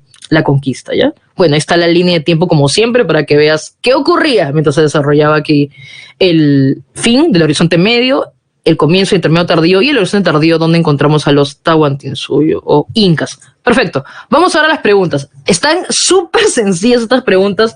Son un chancay, como se decía en mi tiempo, ¿eh? La 1, acuérdate, un personaje con toda su corte, su tocado de plumas, allí, ya, mira, por favor, intermedio tardío, ¿de quién estamos hablando? Este personaje con su tocado de plumas, estamos hablando de Nailamp, ¿ya? De el fundador mítico de la cultura lambayeque. Así que la 1 sería la letra A, ¿ok? La 1 es la letra A. ¿Qué podemos afirmar sobre la siguiente ilustración? La 1 sería, por el tocado de plumas, es Nailamp, ¿ya? Y que es una representación del mito de la cultura Sicán. La 2 también, otra imagen de el mapita del comercio triangular, ¿de quién? De los Chincha. La 2 es la letra B. Una imagen también te sirve para interpretar y puede ser también una pregunta, ¿ok? La 3, verdadero y falso sobre la cultura chimú. La 3 es la letra C, ¿ya? Tacainamos, el fundador de la cultura chimú. Huayna Cápac no conquista a los chimú, es la época de Pachacútec y Tupac Yupanqui. Los chimú extienden sus dominios hasta Ique Junín, no, ¿ya? Llegan hasta lo que es el valle de Chillón. Y le decía, Pachacútec y Tupac Yupanqui son los que lo vencen, ¿ya? Así que la 3 es la letra C. La 4 es un fragmento sobre la batalla de Yaguarpampa, donde te decía pues que Pachacútec menciona a estos pururaucas. ¿Quiénes son los pururaucas? Las piedras que él había colocado con ropa y que según la leyenda se levantaron y ayudaron a vencer a los chancas, ¿ya? Así que la 4 es la letra D. Y la 5 es un fragmento sobre la guerra civil, ¿ya? Sobre la guerra civil de Huáscar y Atahualpa. Básicamente es que cuando llegan los españoles, Atahualpa ya había pedido pues que tomen prisionero a Huáscar. Huáscar intentó, como se dice, jugar su última carta, ¿no? Y, pucha, dijo, ahorita me llevo todas las cosas y me voy a unir con los españoles, pero Atahualpa pensó primero y lo tomó prisionero, incluso luego lo manda matar, ¿ya? Así que la 5 es la letra A. Habla de Huáscar intentando, pues, irse al Cusco para unirse con los españoles, ¿ya? Pero en este caso, luego va a ser vencido, pues, va a ser tomado prisionero por Atahualpa y luego pide que lo maten y arroja su cuerpo a las aguas de Antamarca. ¿Y? Así que la 5 es la letra A. Entonces estamos hablando de A, B, C, D y letra A, ¿ok? Eso es todo. Sé que es su semana de examen. Yo no les puedo desear suerte, yo les deseo éxito. Ya en realidad yo no creo en la suerte, creo en las probabilidades. Así que si han repasado, ya han estudiado, lean bien sus preguntas y van a dar con la alternativa. Y así que tengan una excelente semana, que tengan un excelente examen y mucho éxito en su evaluación. Nada, cuídense, que tengan una buena semana